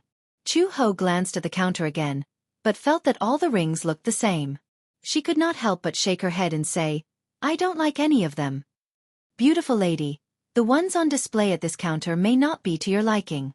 However, if you don't have any concerns about the price, I can recommend 2 treasures of our store." As she said that, the shop assistant immediately opened the safe and walked over with an exquisite box. The shop assistant put on a pair of gloves and carefully opened the ring. In an instant, a ray of light seemed to bloom. Inside the box, there was a ring with a unique design lying quietly. "This is one of the most high-end rings in our store, Tower Oath." She carefully lifted the ring and introduced it to Chu-Ho. "Madam, take a look. The side of this ring is in the shape of the Eiffel Tower in France. If you put it under the light, it will project the shape of the Eiffel Tower. It's a 1-carat diamond, and the cutting is very delicate." Chu-Ho was not interested. His only thought was that the diamond was so big and shiny. Seeing her indifferent look, the shop assistant was a little disappointed. "You don't like this one? It's too big. It looks very cumbersome." Perhaps it was because she had been carrying out missions for many years, but she was used to not having anything on hand. The shop assistant said, "You don't have to wear this wedding ring all the time. If it's inconvenient, you can take it off. If you don't like this one, I can recommend another one." Then, the clerk took out a box from the safe. Opening the box, Chu-Ho inadvertently glanced at it and was attracted by the dazzling ring. The reason why he was attracted to it was not because of the 2.5-carat diamond, but because of its eye-catching design. This one is the True Love Coronation Princess. The True Love Coronation series is Ito's high-end customization. The True Love Coronation series uses a diamond-inlaid design in the shape of a crown. The ruby on the side is just like the eye-catching highlight on the crown. It crowns every moving love and makes every bride a princess in a fairy tale. Before Chu-Ho could finish listening, she could not help but break down. "Princess." Chapter 3477. What a childish way of putting it. However, the ring was indeed beautiful. From the side, the diamond-studded ring holder was indeed shaped like a crown, symbolizing the noble status of a queen. The claw links were shaped like a lotus flower, symbolizing the purity of a girl. The rubies inlaid on both sides were the most expensive of the 4 major gemstones and were quite rare. In Europe, the rare rubies represented the symbol of power. Although Chu-Ho was not interested in diamonds, she could not deny that the ring was indeed beautiful. She asked casually, "How much is it?" The shop assistant smiled. 200,000 yuan. Chu-Ho thought that she had heard wrongly and asked again, "How much?" The shop assistant was still smiling perfectly. 200,000 yuan, madam. That's so expensive. Chu-Ho calculated in her mind. 200,000 yuan. Based on her monthly salary of more than 5,000 yuan, 60,000 yuan a year. Even if she did not eat or drink, she would only be able to afford it after 4 years. So expensive. Chu-Ho asked again, 200,000 yuan, right? 200,000 yuan is only the price of the woman's ring, madam. And it was only the price of a single woman's ring. Chu-Ho felt that she could not stand properly and was seeing stars. Many banknotes were floating around in her head. 200,000 yuan, 200,000 yuan. So expensive, so expensive. Just as Chu-He was in a state of confusion, "This is it," Gu Jinglian said. "Put it on her." The shop assistant immediately said to Chu-Ho, "Madam, would you like to try it on?" Chu-Ho was a little wary. "Do I need to pay to try it on?" The smile on the shop assistant's face froze. She blinked for a long time and then said with a stiff smile, "No need, madam." Chu-Ho then stretched out her hand. Her right hand had 5 slender fingers with distinct joints. Her hand was the kind that was very good-looking, fair and slender. But on the other hand, it was not nice to look at. There were many scars on her palm. Some were from training, and some were from carrying out missions. The shop assistant put the True Love Crown diamond ring on her finger.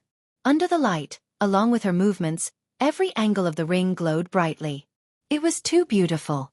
Even Chu-He could not help but feel a little tempted.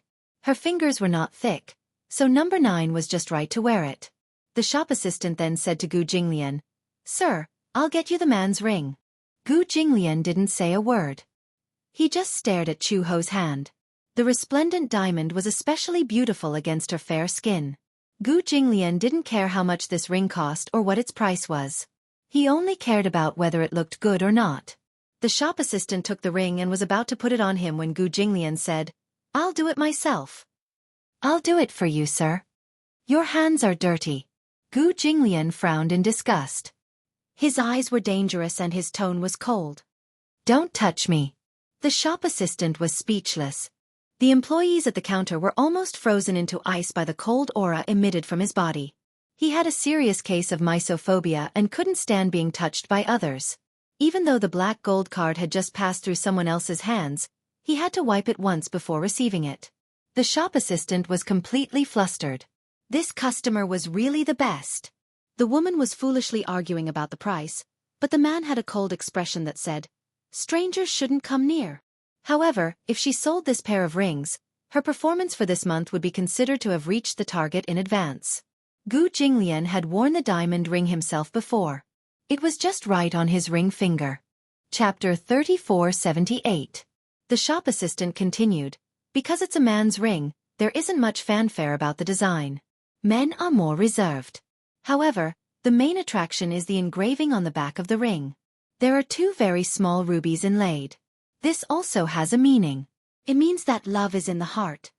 Chu Ho leaned closer to Gu Jinglian and said in a low voice, 200,000, Gu Jinglian. That's too expensive. It's just a pair of rings. There's no need to be so expensive, right? Gu Jinglian didn't even raise his head and said, how much? A total of 300,000, sir. Gu Jinglian handed over his credit card. The shop assistant took it and realized that it was a card she had never seen before. The store manager took a look and was shocked. Black gold card. The shop assistant lowered her voice and said, what's a black gold card? I'll tell you later. Swipe the card first. The shop assistant was afraid that Chu Ho would regret it, so she quickly took the card and swiped it. After swiping the money, the shop assistant asked respectfully, would you like me to wrap it up for you? Gu Jinglian said, no need. To him, since he was wearing the ring on his finger, there was no reason to take it off. Otherwise, what was the point of a wedding ring? Then the after-sales card, Gu Jinglian said, no need. The store manager stared blankly at Gu Jinglian and Chu Ho as they left. Beside her, the shop assistant asked carefully, what's a black gold card? That's a high-end card issued by American Express all over the world. The people who have it are either billionaires or celebrities. The shop assistant was stunned. Such a young man was actually a billionaire. At first, she had some doubts about whether the watch on Gu Jinglian's hand was a fake. Otherwise, a man who wore a watch worth more than 10 million yuan would obviously have a poor girlfriend. She didn't expect. When they left the department store, they used the VIP service to send the clothes and high heels they bought back to the Gu family's house. When Gu Jinglian and Chu Ho returned to the Civil Affairs Bureau again, it happened to be number 64's turn. When they walked into the registration hall, the newlyweds who had just registered their marriage and hadn't left yet were choosing souvenirs or taking photos with them were stunned when they saw Chu Ho and Gu Jinglian return and saw that Chu Ho had changed his clothes and sports shoes into high heels. Chu He was very adaptable. Although she was not used to it, she had gotten used to wearing high heels along the way and was able to walk with ease. When she saw them leave just now, she thought that the 2 of them had quarreled and decided not to register their marriage. She didn't expect that they actually went to the department store next door to buy clothes. Someone noticed the ring on Chu He's finger and sucked in a breath of cold air.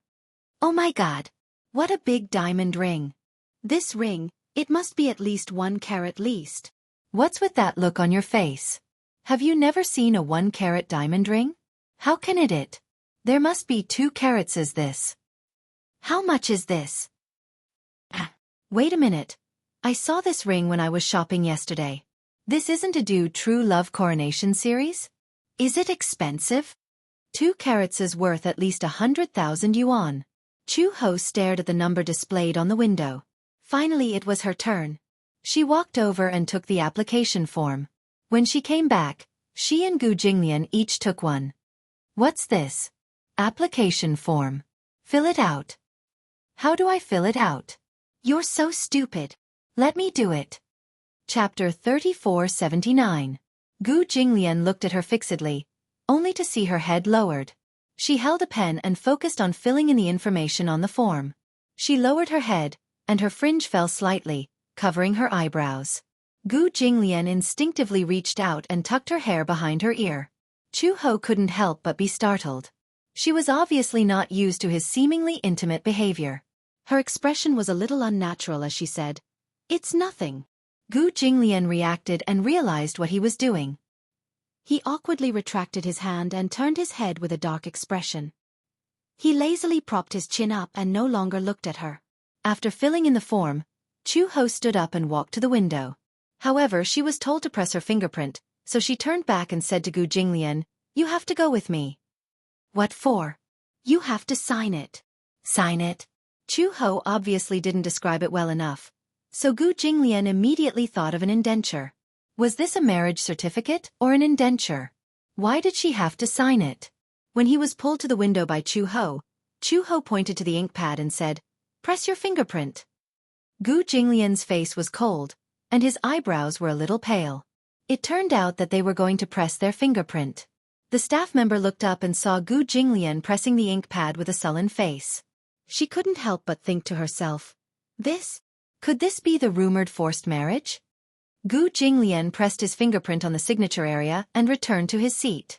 Chu-ho asked, "Is this okay? Where are the documents?" It was the staff member's first time seeing such a weirdo.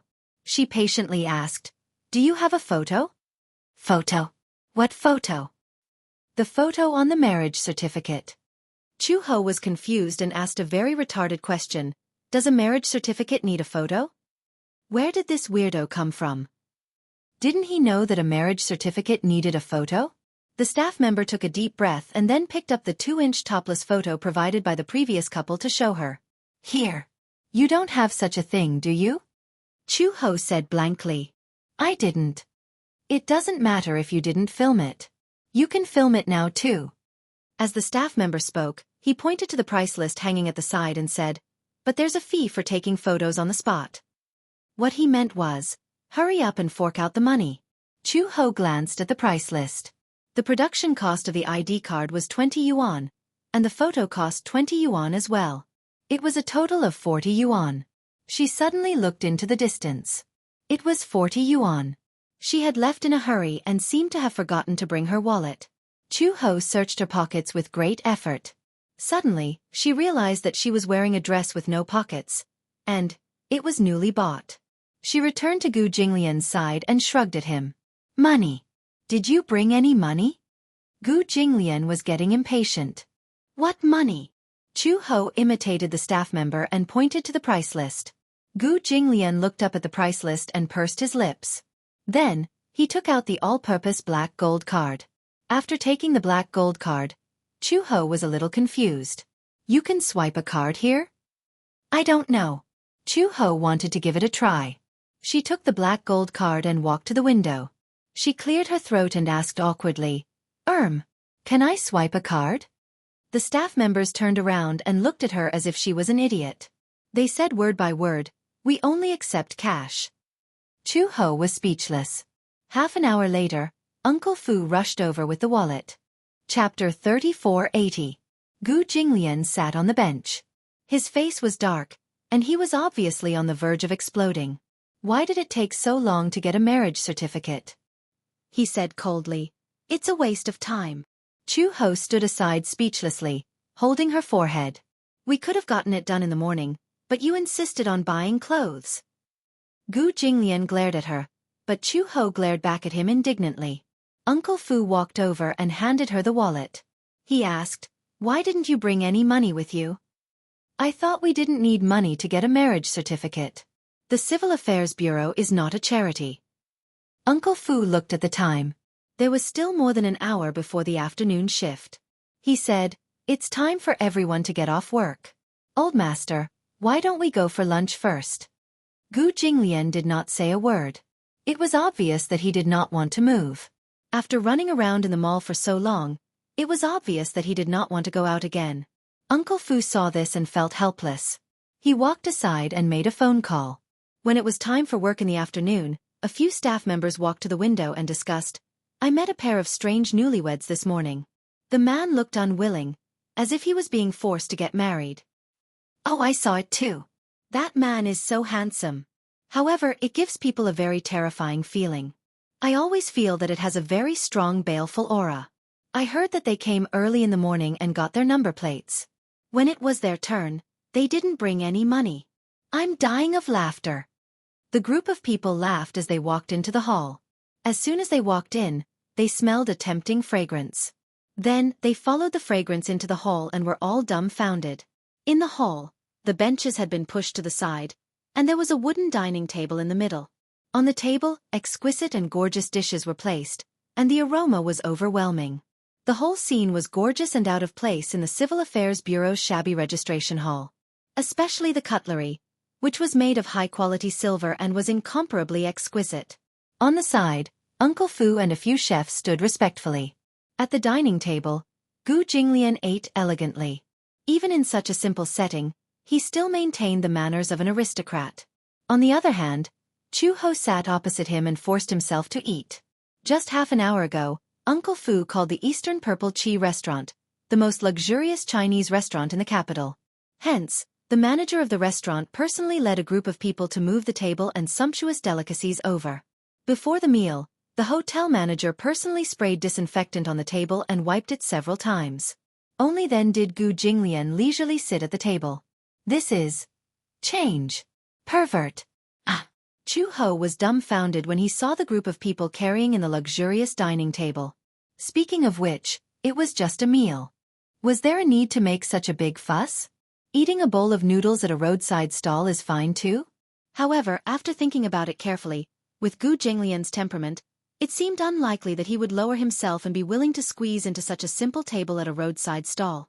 Since he was already here, he might as well take things as they came. Chu Ho braced himself and sat down. The staff members were dumbfounded. What the F***ck is going on? What kind of place did he think the Civil Affairs Bureau was? A restaurant. Just as they were about to walk over angrily and argue with him, Uncle Fu walked over and whispered a few words. When the women heard this, their eyes widened and they trembled in fear. What? The man sitting at the table eating at this moment was actually... God, they seemed to be very rude to this man in the morning, right? Chapter 3481. In the studio. Several crew members swarmed into the studio. Some pulled up the red curtain, some wiped the stools, and some mopped the floor until the entire studio was spotless. They walked to the door with obsequious expressions and bowed to Gu Jinglian. Mr. Gu, please come in. Haha, please come in. Gu Jinglian tugged at his tie and walked in. Beside him, Chu Ho looked at them from the corner of her eyes. She was doubting her life. Were these crew members really the same people who had treated her so elegantly and coldly in the morning? Why did they suddenly change their attitude? Chu Ho walked in with a suspicious expression. She saw the crew members respectfully escorting Gu Jinglian to the stool like a servant. They turned around and smiled politely at Chu Ho. Her face instantly wrinkled into a chrysanthemum. Could they be more normal? She felt a chill run down her spine. Chu Ho walked awkwardly to Gu Jinglian's side and sat down. The crew member walked to the back of the camera and glanced at the lens. She smiled and said, "Sit closer." Chu Ho instantly had goosebumps all over her body. She leaned closer to Gu Jinglian. "Can I?" The crew member glanced at the camera again and felt that Gu Jinglian was about to go out of frame. "Sir, come over here a little." Gu Jinglian looked at her coldly and slowly moved towards Chu Ho. "Come closer." Gu Jinglian moved a little more. "Be more intimate. It looks very distant." The man should put his arm on the woman's shoulder. "It's more natural." Gu Jinglian raised his arm and pulled Chu Ho to his side. Chu Ho was speechless. The crew member was speechless. Gu Jinglian said impatiently, "Hurry up and take the photos." "Yes. Yes." The staff member nodded his head like he was pounding garlic and took a few photos with a click-click-click sound. When the photos were developed, they were taken directly to make a certificate. When Chu Ho received the marriage certificate, in the photo, Gu Jinglian had one arm around her shoulder. He looked extremely domineering. There was no expression on his face. He did not have the joy of other newlyweds, nor did he have a trace of a smile. His face was cold from beginning to end. At the very least, she curled the corners of her mouth slightly. Although her smile wasn't obvious, it wasn't so stiff. Forget it. It was just a certificate. Even after returning home, it would be locked in the drawer to collect dust. Chu Ho walked over to Gu Jinglian and handed him a red document. "Here, it's yours." "2 portions?" "Yes. one for the man and one for the woman. Chu-ho looked at the time and quickly said, "Okay, I'm ready to go to work." After that, she ignored Gu Jinglian and left in a hurry after saying goodbye to Uncle Fu. Gu Jinglian looked at the marriage certificate in his hand and flipped it open. In the photo, the two of them looked awkward but intimate. This was the first time he had taken such a photo with a woman. This woman was now officially his wife. There was an extremely strange and awkward feeling that inexplicably arose spontaneously. Uncle Fu walked over and saw Gu Jinglian staring at the photo on the marriage certificate. He quietly asked, "Master, shall we go home?" His voice broke his train of thought. Gu Jinglian looked up and handed the certificate to him. "You're in charge of keeping it." Uncle Fu took the marriage certificate like it was a treasure. He flipped it open and looked at it. He was instantly beaming with joy. Gu Jinglian suddenly warned coldly, "No one is allowed to see it. Do you hear me?" Chapter 3482. Gu Jinglian sat on the bench. His face was dark, and he was obviously on the verge of exploding. Why did it take so long to get a marriage certificate? He said coldly, "It's a waste of time." Chu-ho stood aside speechlessly, holding her forehead. "We could have gotten it done in the morning, but you insisted on buying clothes." Gu Jinglian glared at her, but Chu-ho glared back at him indignantly. Uncle Fu walked over and handed her the wallet, asking, "Why didn't you bring any money with you?" "I thought we didn't need money to get a marriage certificate. The Civil Affairs Bureau is not a charity." Uncle Fu looked at the time. There was still more than an hour before the afternoon shift. He said, "It's time for everyone to get off work. Old master, why don't we go eat first?" Gu Jinglian did not say a word. It was obvious that he did not want to move. After running around in the mall for so long, it was obvious that he did not want to go out again. Uncle Fu saw this and felt helpless. He walked aside and made a phone call. At work in the afternoon, a few staff members walked to the window and discussed, "I met a pair of strange newlyweds this morning." The man looked unwilling, as if he was being forced to get married. "Oh, I saw it too. That man is so handsome. However, it gives people a very terrifying feeling. I always feel that it has a very strong baleful aura.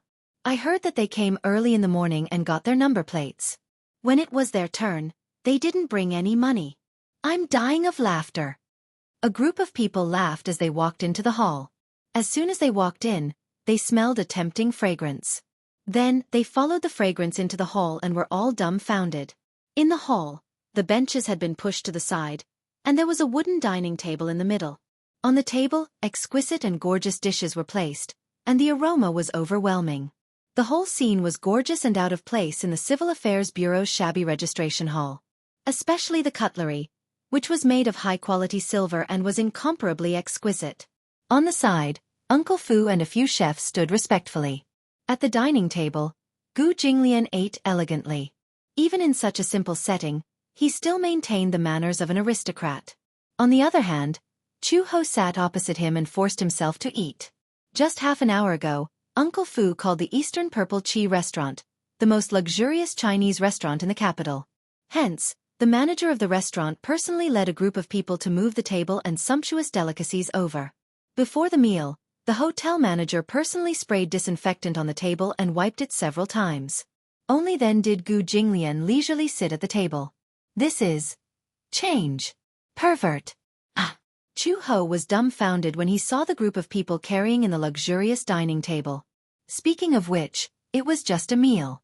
Was there a need to make such a big fuss? Eating a bowl of noodles at a roadside stall is fine too? However, after thinking about it carefully, with Gu Jinglian's temperament, it seemed unlikely that he would lower himself and be willing to squeeze into such a simple table at a roadside stall. Since he was already here, he might as well take things as they came. Chu-ho braced himself and sat down. The staff members were dumbfounded. What the F***ck is going on? What kind of place did he think the Civil Affairs Bureau was? A restaurant. Just as they were about to walk over angrily and argue with him, Uncle Fu walked over and whispered a few words. When the women heard this, their eyes widened and they trembled in fear. What? The man sitting at the table eating at this moment was actually... Ah, God, they seemed to be very rude to this man in the morning, right? Chapter 3483. In the studio. A few staff members swarmed into the studio. Some pulled up the red curtain, some wiped the stools, and some mopped the floor until the entire studio was spotless. They walked to the door with obsequious expressions and bowed to Gu Jinglian. "Mr. Gu, please come in." "Haha, please come in." Gu Jinglian tugged at his tie and walked in. Chu Ho looked at them from the corner of her eyes. She was doubting her life. Were these staff members really the same people who had treated her so elegantly and coldly in the morning? Why did they suddenly change their attitude? Chu Ho walked in with a suspicious expression. She saw the staff members respectfully escorting Gu Jinglian to the stool like a servant. They turned around and smiled politely at Chu Ho. Her face instantly wrinkled into a chrysanthemum. Could they be more normal? She felt a chill run down her spine. Chu Ho walked awkwardly to Gu Jinglian's side and sat down. The staff member walked to the back of the camera and glanced at the lens. She smiled and said, "Sit closer." Chu Ho instantly had goosebumps all over her body. She leaned closer to Gu Jinglian. "Can I?" The staff member glanced at the camera again. She felt that Gu Jinglian was about to go out of the frame. "Sir, come closer." Gu Jinglian looked at her coldly and slowly moved towards Chu Ho. "Come closer." Gu Jinglian moved a little more. "Be more intimate. It looks very distant." The man should put his arm on the woman's shoulder. "It's more natural." Gu Jinglian raised his arm and pulled Chu Ho to his side. Chu Ho was speechless. The staff member was speechless. Gu Jinglian said impatiently, "Hurry up and take the photos." "Yes, yes." The staff member nodded his head like he was pounding garlic and took a few photos with a click click click sound. When the photos were developed, they were taken directly to make a certificate. When Chu Ho received the marriage certificate, in the photo, Gu Jinglian had one arm around her shoulder. He looked extremely domineering. There was no expression on his face. He did not have the joy of other newlyweds, nor did he have a trace of a smile. His face was cold from beginning to end. At the very least, she curled the corners of her mouth slightly. Although her smile wasn't obvious, it wasn't so stiff. Forget it. It was just a certificate. Even after returning home, it would be locked in the drawer to collect dust. Chu Ho walked over to Gu Jinglian and handed him a red document. "Here, it's yours." "2 portions?" "Yes, one for the man and one for the woman." Chu Ho looked at the time and quickly said, "Okay, I'm ready to go to work." After that, she ignored Gu Jinglian and left in a hurry after saying goodbye to Uncle Fu. Gu Jinglian looked at the marriage certificate in his hand and flipped it open. In the photo, the two of them looked awkward but intimate. This was the first time he had taken such a photo with a woman. This woman was now officially his wife. There was an extremely strange and awkward feeling that inexplicably arose spontaneously. Uncle Fu walked over and saw Gu Jinglian staring at the photo on the marriage certificate. He quietly asked, "Master, shall we go home?" His voice broke his train of thought. Gu Jinglian looked up and handed the certificate to him. "You're in charge of keeping it." Uncle Fu took the marriage certificate like it was a treasure. He flipped it open and looked at it. He was instantly beaming with joy.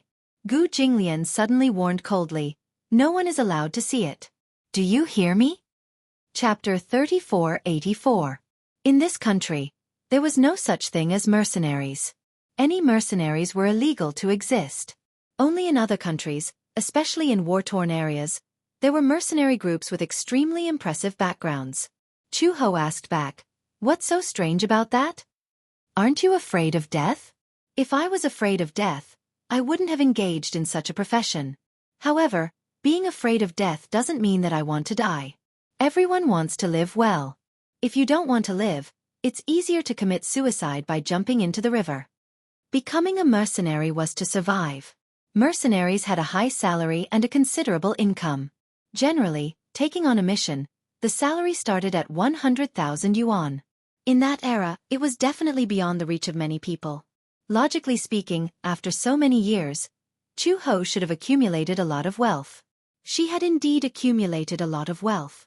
In the mercenary career that lasted for more than 3 years, she had accumulated a few million yuan in assets. However, other than her daily expenses and the apartment she bought in San Francisco, she later donated everything to a refugee charity. When she was in Interpol, her salary was much lower than when she was a mercenary.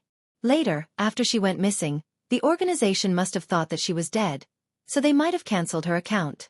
She didn't miss that little bit of assets. It was also difficult for Chu-ho to talk about the past. For some reason, after getting the marriage certificate today, she inexplicably felt a lot of emotions. In the past, she didn't even dare to think that she would one day live such a stable life. She had a husband in name, children, and a complete family. Things that she didn't even dare to dream of had happened. Maybe it has something to do with the situation when I was young. Chu-ho looked out of the window, but her expression was very calm. Since I was young, the country I was born in was filled with countless wars and disputes. When I was young, I experienced a very big change. My family was destroyed and I was homeless. I boarded a humanitarian rescue ship from the United States and safely arrived at the pure land of the United States. In the beginning, I became a mercenary because I wanted revenge. Revenge. I wanted to become stronger and then maintain peace. When I became strong enough, I would kill those enemies with my own hands. However, when I grew up, I realized that the rebel organization that destroyed my family had long been eliminated. Thus, this wish became the wish to maintain world peace. As Chu-ho spoke, he was amused by the childish thoughts of his youth. He actually had such a childish childhood. Isn't it funny? When I was young, being a mercenary was a sacred profession in my eyes. That's because in many war-torn countries, in addition to the peacekeeping forces, the ones fighting against many rebel groups are mercenaries dispatched by the government. I was rescued from the flames of war by a mercenary. At that time, I thought that when I grew up, I must become such a brave person. However, when she grew up, she realized that the world was actually so complicated. It was not as simple as she had imagined. It was the law of the jungle. The weak were destined to have no place to survive. Those organizations that had originally judged the government were only resisting because of the government's incompetence and misuse of power. As for the troops who claimed to be righteous, most of them were just invaders for the sake of the country's own interests or for the sake of the local oil and natural gas resources. Chapter 3485. In this world, there's no such thing as absolute justice or absolute evil. There's only the strong and the weak. Chu-ho said slowly, maybe what I'm saying sounds funny, but maybe the absolute justice in your eyes is just self-interest and a high-sounding doctrine. Li Xiaofeng stared at her blankly, unable to digest what she had said. Chu-ho noticed that he kept looking at her and couldn't help but feel strange. What's wrong? Nothing. It's just that this is the first time I've heard someone say that. Li Xiaofeng shook his head and sighed. Maybe it's just as you said, there's no such thing as absolute justice in this world. He changed the topic and asked, then why did you leave Interpol? Interpol is the most authoritative organization for justice. I heard that you used to be the top anti-crime inspector. Why did you come here and become a lowly police officer? Chu-ho pursed her lips and said, I just went with the flow. When Gu Jinglian came back from the company, he had just stepped through the door when he vaguely heard a few of his subordinates standing at the side and discussing. I didn't expect Old Master to be so photogenic. Even if it's a celebrity photo, it doesn't look good. But Sister Chu looks a little chubby in the photo. Luckily, she's too skinny, so she looks better in front of the camera. You didn't see how happy Uncle Fu was today. Now that Old Master and Sister Chu are married, he can finally get rid of one of his worries. The two men were cleaning the courtyard and discussing excitedly. As they were cleaning, they suddenly caught sight of a pair of exquisite leather shoes. The two men's expressions changed and they followed the pair of slender legs. Gu Jinglian's gloomy and handsome face came into view.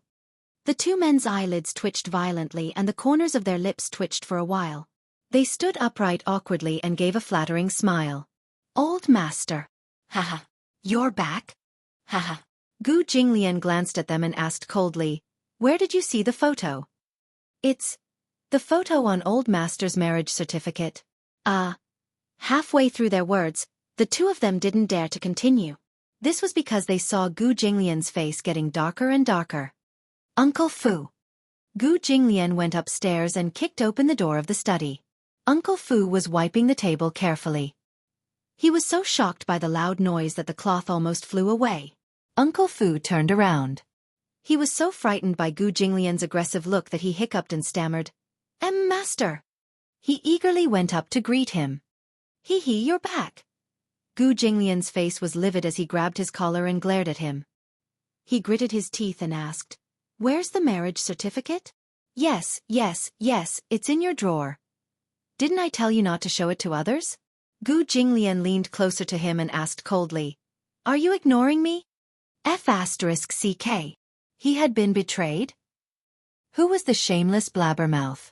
Didn't he warn him to keep it a secret? I kept it well. Uncle Fu immediately put on a stern face and said righteously, "It must have been someone who secretly looked at it." Gu Jinglian narrowed his eyes. "You mean those people lined up to sneak into the study to look at it?" Uncle Fu was speechless. "Someone please come and save him."